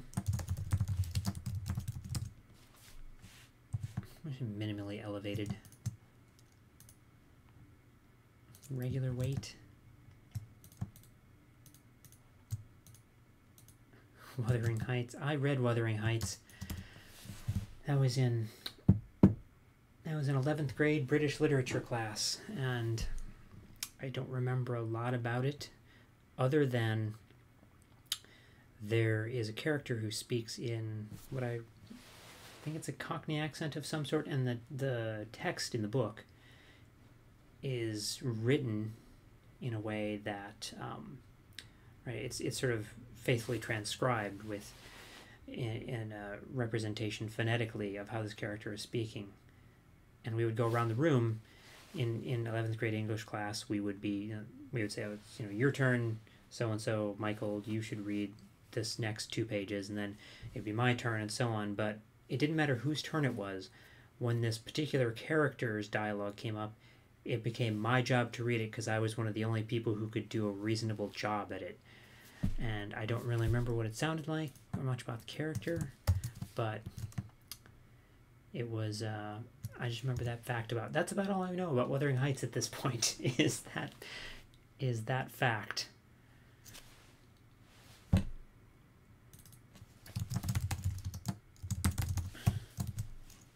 Gently hovering. I like that. Okay.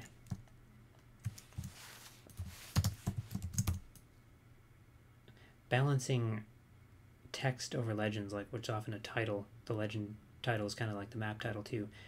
I guess I can you kind of center it on this widest block. It's not centered over this thing. It's a little bit of a balancing game.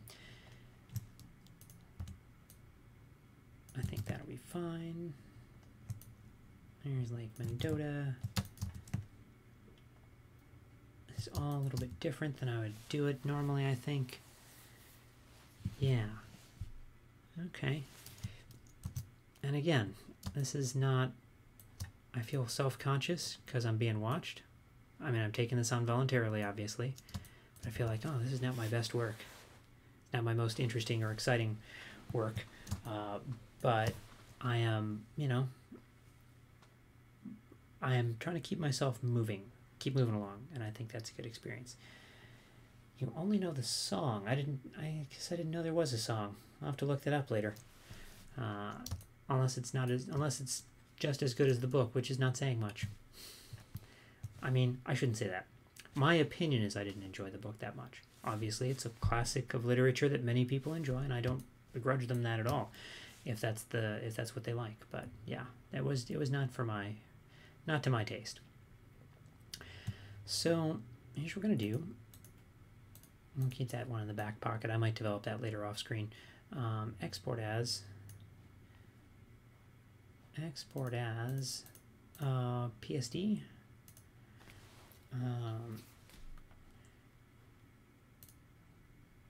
And we're gonna do, it's if I did 72 points per inch, and it's a 1600 point document, it'd be 1600 pixels. I want a little bit more. I'm gonna do 150. Write our layers. It's gonna go out in CMYK. You flattened something. Well, I'll be curious to know what you flattened. And let's go to Photoshop.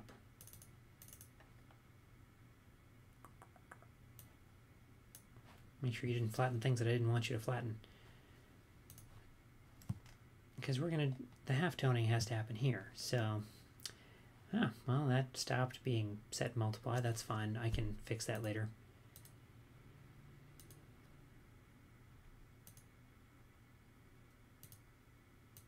Okay, I'm just seeing how Illustrator kicks things out in weird ways sometimes. So I just want to make sure that everything is fine and everything is the way I want. Anything with black in it, we're going to save to the end. Anything with black in it is going to get overprinted in the end. Okay, so the base map without any black stuff in it. You got our cyan channel. And you can see there just little gaps where the roads are going over because I told the roads lighten everything else beneath. Got our magenta channel. Got our yellow channel because there's some yellow out in the water, but there's no magenta out in the water.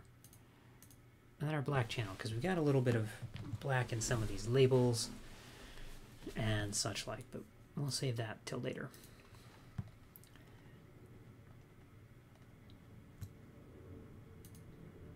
Okay, so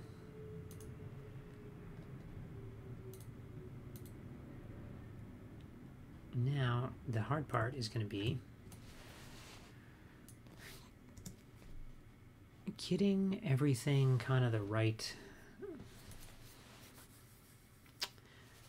half-toniness. I'm going to turn this cyan channel into a bitmap, half-toning using a half-tone screen. And this is going to be some trial and error. 20 lines an inch at 45 degrees. Well, I like to have my cyan channel at 75 degrees.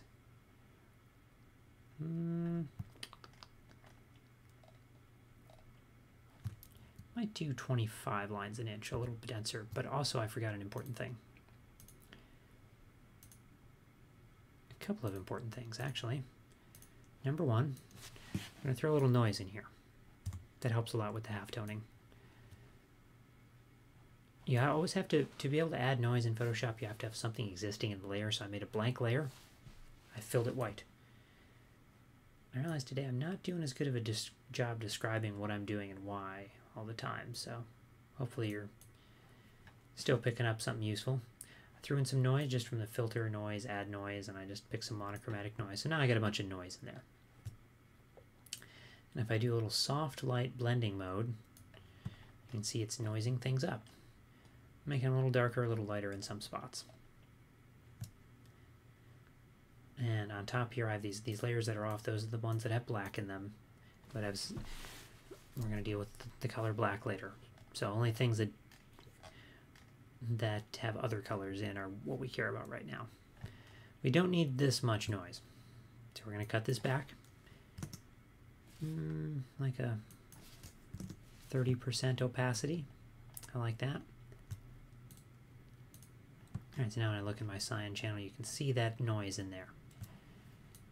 Now bitmap it. It's going to flatten everything, discard all the other colors. And 25 lines an inch. So we're going to try. You notice how these dots are a little bit more, they're kind of irregular before, but they're even more irregular because I threw that noise in there. And that's something I go over in my live stream that I did about halftoning. And I kind of went into more detail about some of these settings, because I do love that look. And eventually, of course, it's going to be overplayed, and like everyone's going to do halftones, and it's going to look a certain way, and that's going to become trendy, and I'll stop doing it. But for now, I don't see it everywhere, so that's good. So I'm going to copy this thing. I'm going to go in here. So I have a copy of my document where everything is mostly untouched. I do need to flatten it down, though. So it's just a plain, simple image here, no layers to it anymore.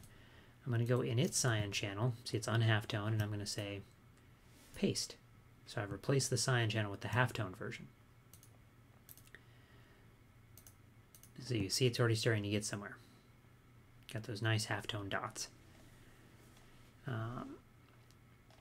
So let's do it with the magenta next. Have to sneeze. Nope, nope. Lost it. Okay. Hey, when that happens. Kind of Sarah Bell style. Thank you, Abraham. That's a compliment. Sarah does great work. I quite appreciate her and the education she brings to people, and she works in Illustrator, which I love, so I appreciate that comparison. So we're going to do this again now. I'm just going to undo, go back to the version without it flattening out all those channels, and I'm just going to say bitmap this again.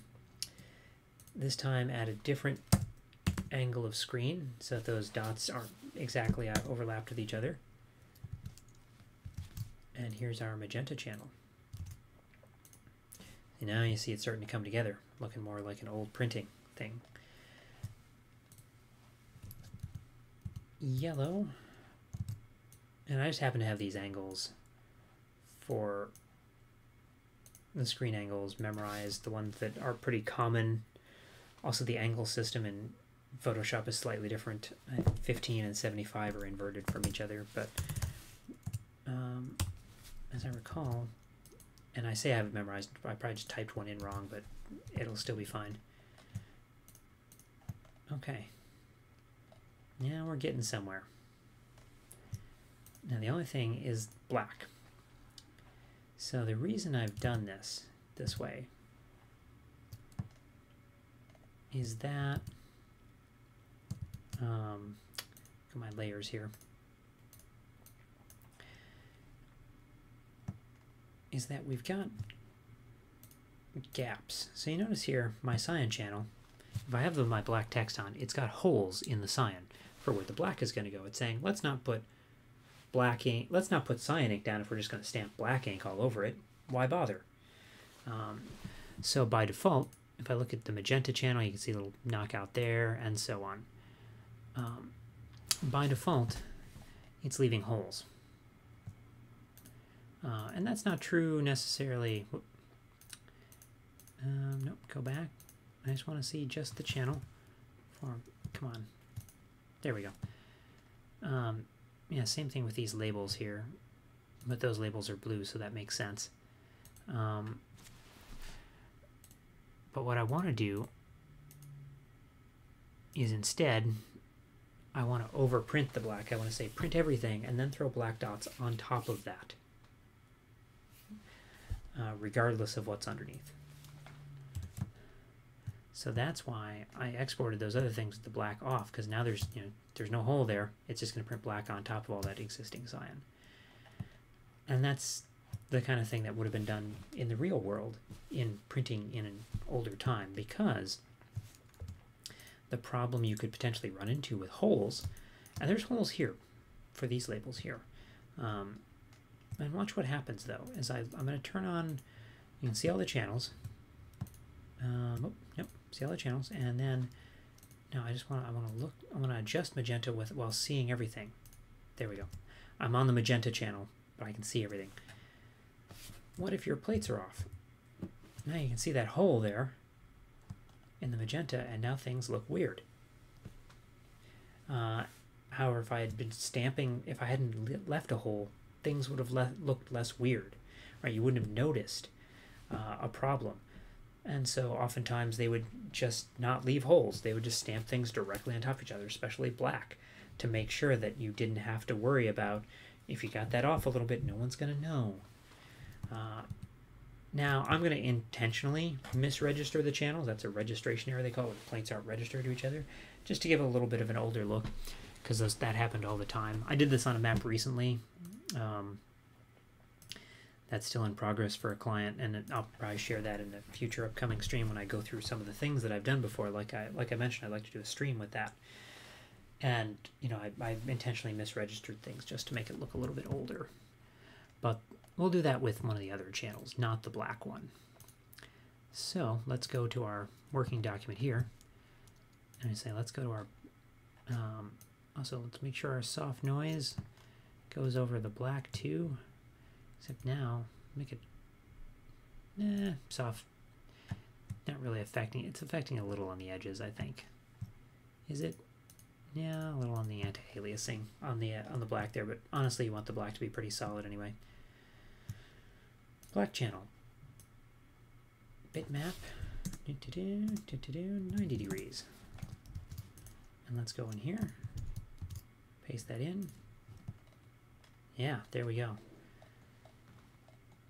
And it doesn't look super great, you may say, but that's, you know, that's partly because of the way that Photoshop is trying to show you things. It's not showing you every possible pixel, it's trying to blend them together a little bit, and it doesn't always do it in a way that makes sense. So let's blur. Right, if you blur it by 1 pixel now, you get that. Sorry, I soften these up just a little bit, like the ink, like the docking on the ink. And now you can kind of see what's working and what isn't. We can make some adjustments, some fine-tuning. What's going on there? Have to fix that. These labels here, maybe not working out so well. Also, I said dot gain. I should explain that. When you put ink on paper, it spreads out, right? Paper is absorptive, ink is a liquid. So if you've seen the term dot gain, it's how much, it's a representation of, well, like the dots are gaining, they're getting bigger. So the blurring is kind of a way to simulate that a little bit and make it all a little bit softer. Maybe you can do a little bit more. What was that? That was 2.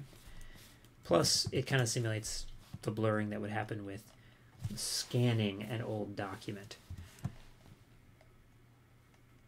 I think the halftone size is fine. You know, if I made it finer, tinier dots, you wouldn't really be able to tell that this had that old halftone look. It'd be so fine, it would just look crisp and clean.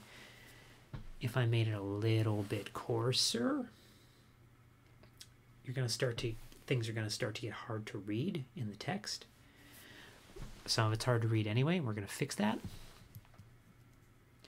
But see, I've just overprinted, just took these existing zones and just said, let's drop more black ink on them. Let's just, that's what we're going to do.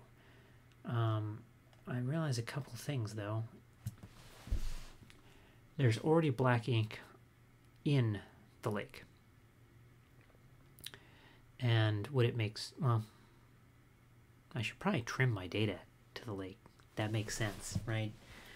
So maybe I shouldn't do, okay, that solves my problem.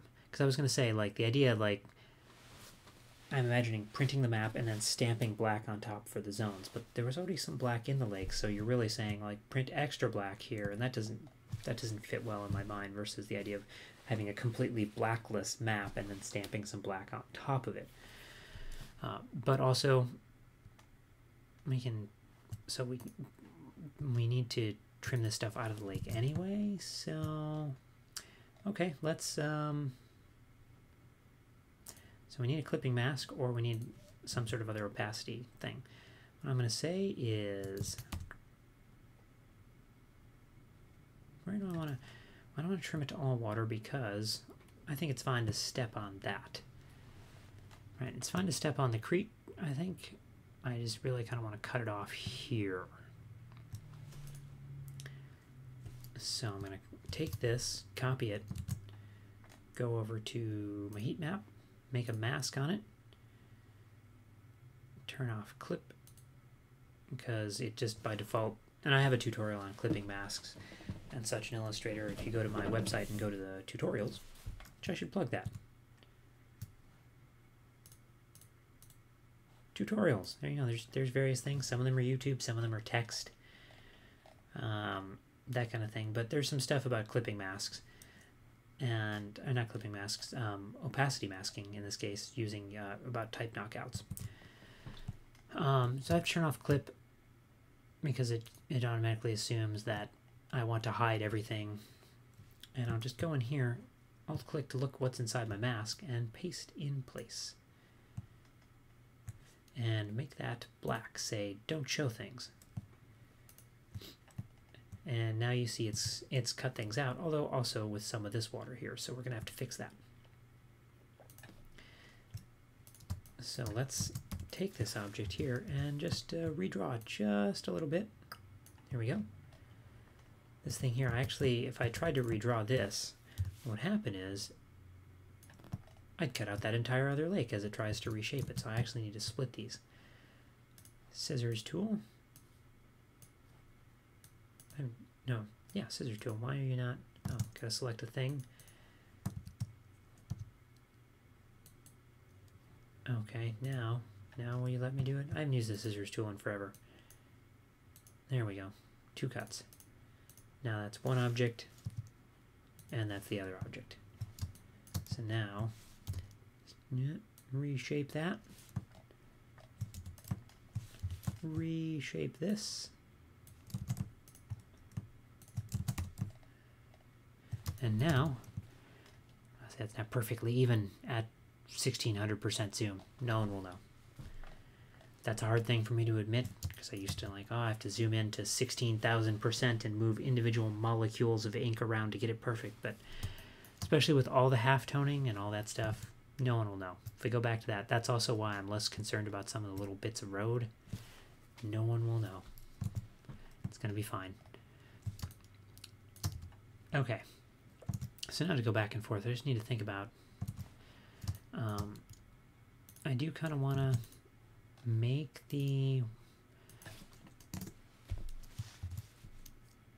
make this without any black in it.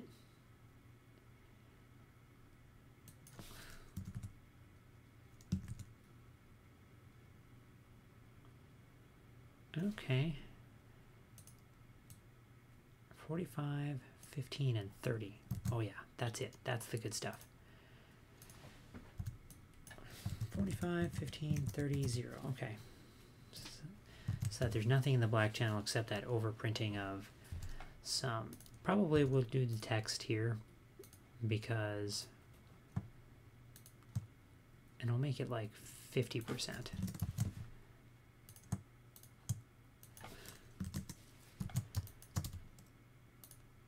These labels, though,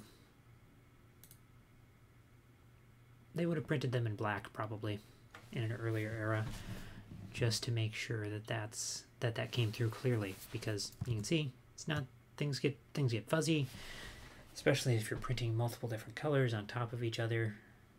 And in an earlier era, it would have been really hard to mask out stuff for the text to really make sure everything was clean and clear. So black does the job without having to worry about anything else.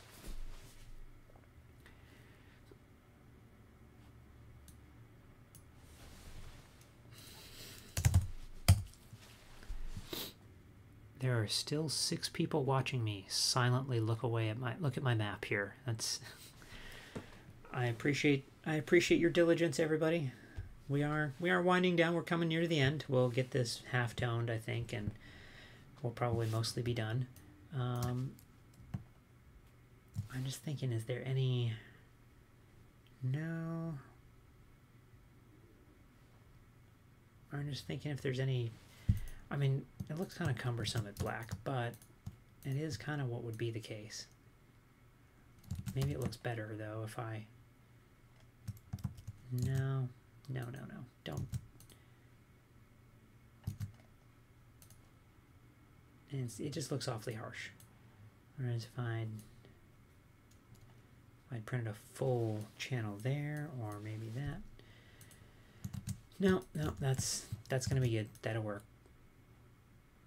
Alright, so let's kick it back over to Photoshop. Write our layers.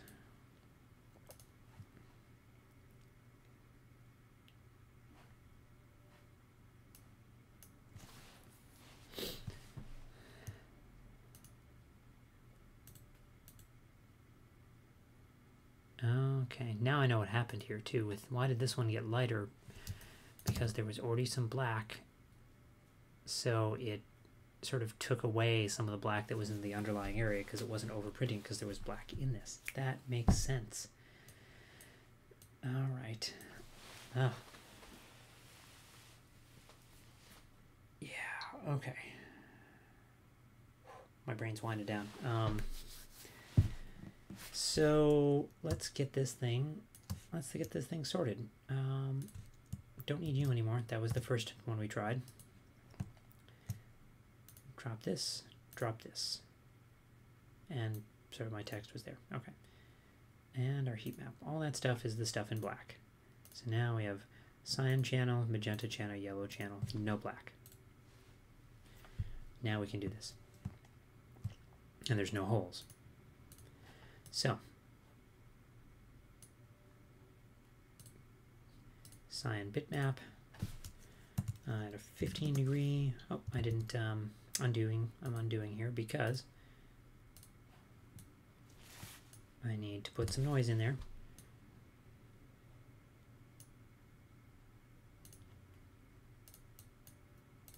Soft light noise, maybe at about, I said soft light, there we go, 40%. Let me median that noise for a second. See, just changes the clumpiness. I want to see if I want to get, yeah, maybe make the noise a little clumpier. Let's try that. Okay, now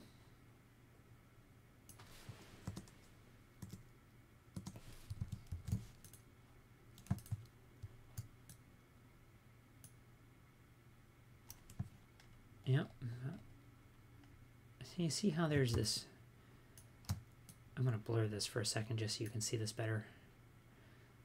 You see how it's not a perfectly even pattern? It's subtle, but that noise is what keeps this from being a perfectly even grid of dots. And that helps a lot to make it more realistic. Noise is everything.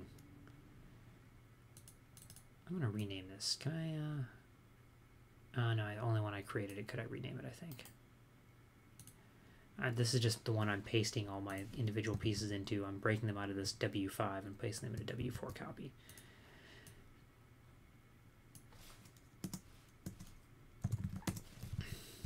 And then we have a little magenta here.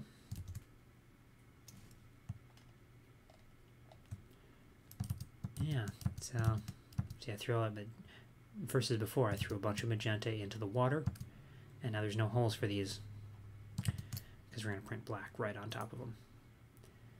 And then finally some yellow.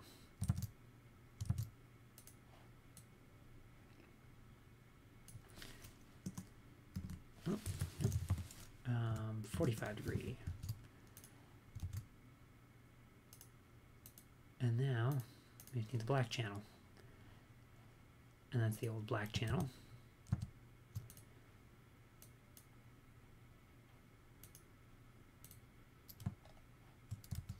Yep. And that's at 90 degrees screen angle. So that's just, the angle is just the angle that the dots occupy. And as we overlay them, you'll see that a little bit better.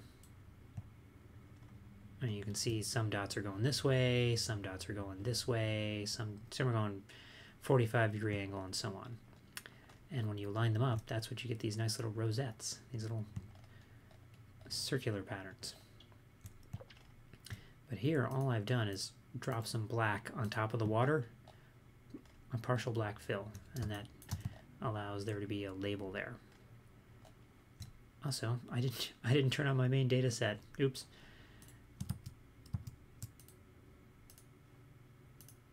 Alright, now do it with the actual data, not just the labels.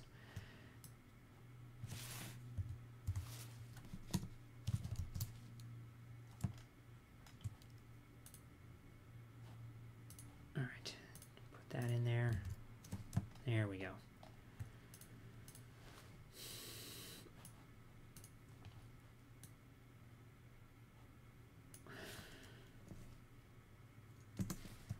And now that looks kind of like an old printed object. There's a couple of things we want to tweak. As I said, probably gonna misregister a little bit.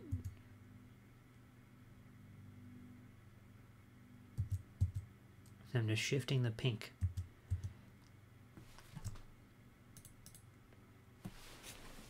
And I shifted by a fair amount, but now you can kind of see, right, the extra magenta. There was much more magenta on the land. There's more magenta on land than in the water. So when I misalign it, some of that extra land magenta gets into the water and it creates kind of a purple effect. And now it's missing over here, so you can kind of see that.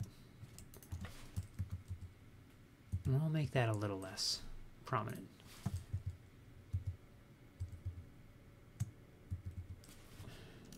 But if the black gets misaligned, right, it doesn't ruin any of the other underlying stuff.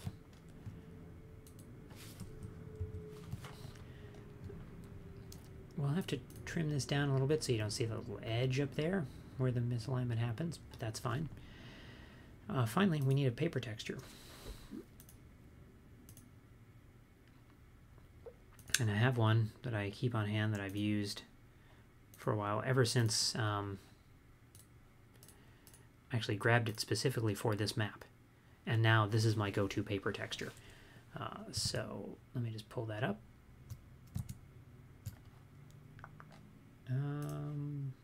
Actually, I don't even keep it in. I actually literally have it just in the folder for that map. I should probably put it in an easier to find location. Ivory off-white paper texture. It's this nice old, but not too old kind of paper. Because a lot of old paper looks really, like if you look at images on Google, or people have Photoshop tutorials on how to fake them, right? It looks way too modeled. Also, I don't think there's any value in faking an old paper texture. There are tutorials on how to do that, sure, but let me just like search for something. Now, how to create an old paper texture in Photoshop. I've literally never looked at this until just now. Let's see what they say. Create a new document. So it gives you some tutorials. Let's see what it comes up with. Something like that. Maybe like that. Okay, so they're coming out with that. What looks better is to just find a photograph of old paper. Instead of trying to simulate something, we have lots of easy access to the real thing. Scans of old documents. And that's exactly what this thing is. Right, this is just a scan of an old piece of paper. And nothing will look as good as the real thing, so use that. So I've got that. My layer's just on top here, and if I multiply it down through, now it's just adding a subtle little extra color tinge and a bit of texturing. You just see a little bit there. I could have set this the other way, put it on the bottom and multiply my image onto it, but it doesn't really matter. It's all the same. And then let's just crop this down a little bit. And I'm just holding Shift to keep it proportional and Alt to keep things centered. I just want to crop out that top and left edge stuff where there's the pink from the misaligned channels.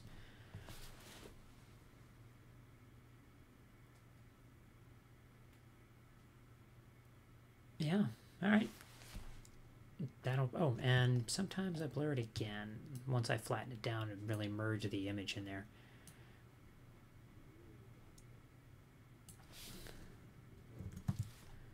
I want to make sure to not... Oh.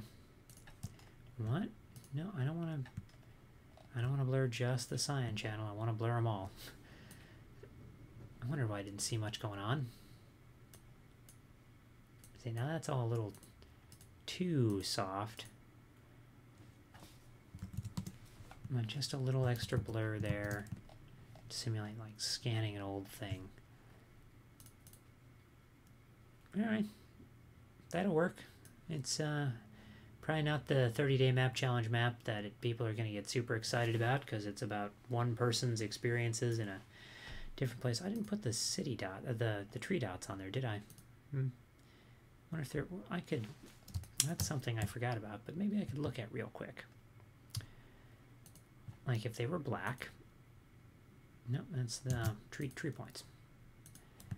If they were black, if they were on top of most things, and if they were smaller.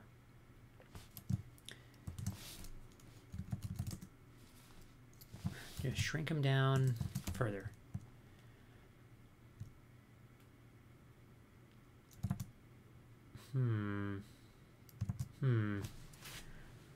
They would require additional explanation as to what those things are. So I have to add stuff to legend. And it really kind of detracts from the overall pattern. It's more noise. Plus it kind of shows you the underlying, like, look, there are 2 dots there that cause this whole zone to get marked as gently hovering versus, you know, so it's not based on a lot. So I think we'll leave that off. I'm feeling lazy. So we'll save this as a JPEG. Oh, before I do, I need to convert the color mode, because you can save CMYK JPEGs and they just never, it never works. Like it never looks right in a lot of browsers, a lot of file readers. They don't interpret the colors correctly. So always go RGB after you're done. But I did CMYK in the meanwhile in order to simulate my 4-color printing. Yellow maybe. Let me have a look, Ibrahim. Let's see what we got here. Or white. I mean that stands out too if they went underneath. That's an interesting look to it. Absolutely. I might play around with that a little bit later, but I think for the time being, I'll probably call it here. If I did do yellow, probably 50% yellow. I don't usually... I've started using a lot less pure yellow and a lot more partial yellow nowadays. I think that's been a productive thing, because true yellow can be kind of harsh. Yeah, move it underneath the heat map, maybe. You know, there's some possibilities there. But I think we'll call this sufficient for the 30-day map challenge, partly because I gotta go do some other stuff today. Oh, I gotta convert to RGBs. Maybe I'll save as CMYK just so you can see.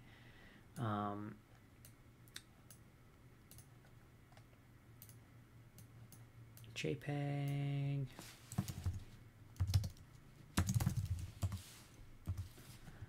What I'm talking about. Yeah, CMYK.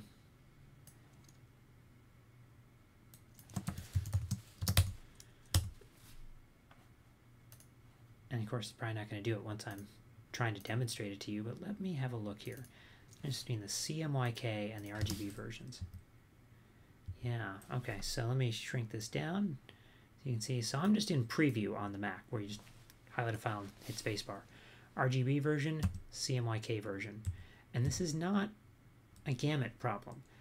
You know, sometimes you have things shift colors because you're trying to print them and you just can't print some of the colors you can see on screen. This is not that. Everything in a CMYK color space, more or less, with, you know, I think there are either no exception. Like the RGB space that we're generally using in Photoshop can handle all the CMYK you need. But the colors look different, and browsers will also show them different. Yeah, so if yeah, look at that. That's the CMYK version. I just pulled it directly into my browser versus the RGB. What's going on? Who knows? I suspect it has something to do with it's not expecting a 4-channel document, and so it's reading the first 3 channels, the CMY, as RGB. Maybe I could test that out probably pretty easily, but that's different things apply weird interpretations and conversions, so I just always make sure to save a CMYK JPEG, because an RGB one ends up all messed up in a lot of cases, and you lose control, you know, over where it's being displayed. This is kind of a fun color scheme, though. That's that is kind of cool. But I think we'll stick with this one. So with that, that is my 30-day map challenge day 21 elevation entry. And these are the places that I have personally experienced in the last 3 years, more or less feeling of being elevated over my surroundings. Because there's no mountains to climb around here. I don't go up on tops of tall buildings. Not there are really tall buildings here. There are some, there's some like 4-story, 5-story things. But there's nothing big. So for me, being up in a tree, 10, 15 meters up, that is how I experience the concept of elevation and such like. So that's what I'll tweet this out in a little bit, and but I hope this was interesting to you, or relaxing, or otherwise not a waste of part of your day, part of your Sunday. For most people probably who've tuned in, it's Sunday here in Wisconsin, and I don't know, maybe some of you got up early in Australia, New Zealand, or East Asia or such to check out this, and so it's Monday for you. But maybe you learned something, maybe you didn't, maybe you're entertained. I might do this again in the near term. I've got a client project I'm working on, and I have permission from this client to share as I go, and that is going to be me just labeling for hours. Right? There's not all the design stuff is pretty much settled. It's literally just cramming labels into a really tight space. To give you an example of that, let me just pull up the let me find the thing from my email that I sent in. No, I wanted to go to I wanted to search my mail, not Google. That's why it didn't come up. Find that screenshot from a little bit earlier, because opening the file it's giant and huge, so I'm not gonna save the image, and I'll show you what we're working on here. So this is part of a world map. Don't mind the fact that some of the labels are stepping on other things. There will be, later on, there's going to be various knockouts and halos to help make them more legible once they're all placed. There are about 120 labels in this space, which is about, it's about 6, I think it's about 6 square inches. So it's real tiny. These are 7-point labels. And I'm doing this for the whole world, and it's just a lot of grunt work. So I might, at a certain point, if I'm feeling up to it, in the coming weeks, there'd be probably just an impromptu live stream. I'm not going to schedule it far in advance. I might just go on Twitter and say, hey, join me right now for a couple hours while I just move labels around and fit things for the world. And probably next up, I'm going to be working on Mexico and South America, probably, I think. Almost done with Canada. So that might be coming up soon, depending on how I feel about kind of, being online and being on the face of the public. But if not, there will probably be another live stream, regardless, from me late this year, early next year, where I just kind of review the projects that I've been working on. Just so, again, as I mentioned before, to help demystifying freelancing. People say, what do freelancers work on? What kind of maps do they make? So I just want to go through, here's my list of client projects. Here's the stuff that I did. So you can get a sense of kind of the variety and the breadth of that kind of work. Before we leave off, of course, I would like to thank my generous patrons. The people who support me on Patreon help make all this stuff possible. I showed you my tutorials before, and I'm taking some time on a weekend afternoon here to do some live map making, and I've got these other streams coming up, and all this sort of community service work. That is all supported by my generous patrons, and you can find a link to the video in the video description here on YouTube if you want to join them. And if not, that's totally fine. Money's tight for a lot of people, and or this is just something you browse through for 3 minutes and it's not really worth it. But one thing you can do non-monetarily, if you want to help support me, is just spread the word.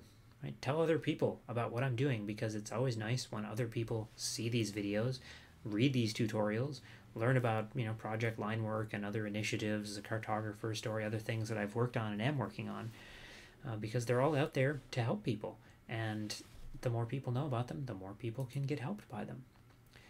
So, with that, I'm going to sit up properly, sit up straight in my chair, look good on camera. Thank you once again for joining me, and thank you to all of you who were chatting away and asking questions, making suggestions, especially you're staying up late, 11:30 over there in Egypt. So I appreciate some of you keeping late hours to tune in with me. With that, I'll let you go, and have a good evening, everyone.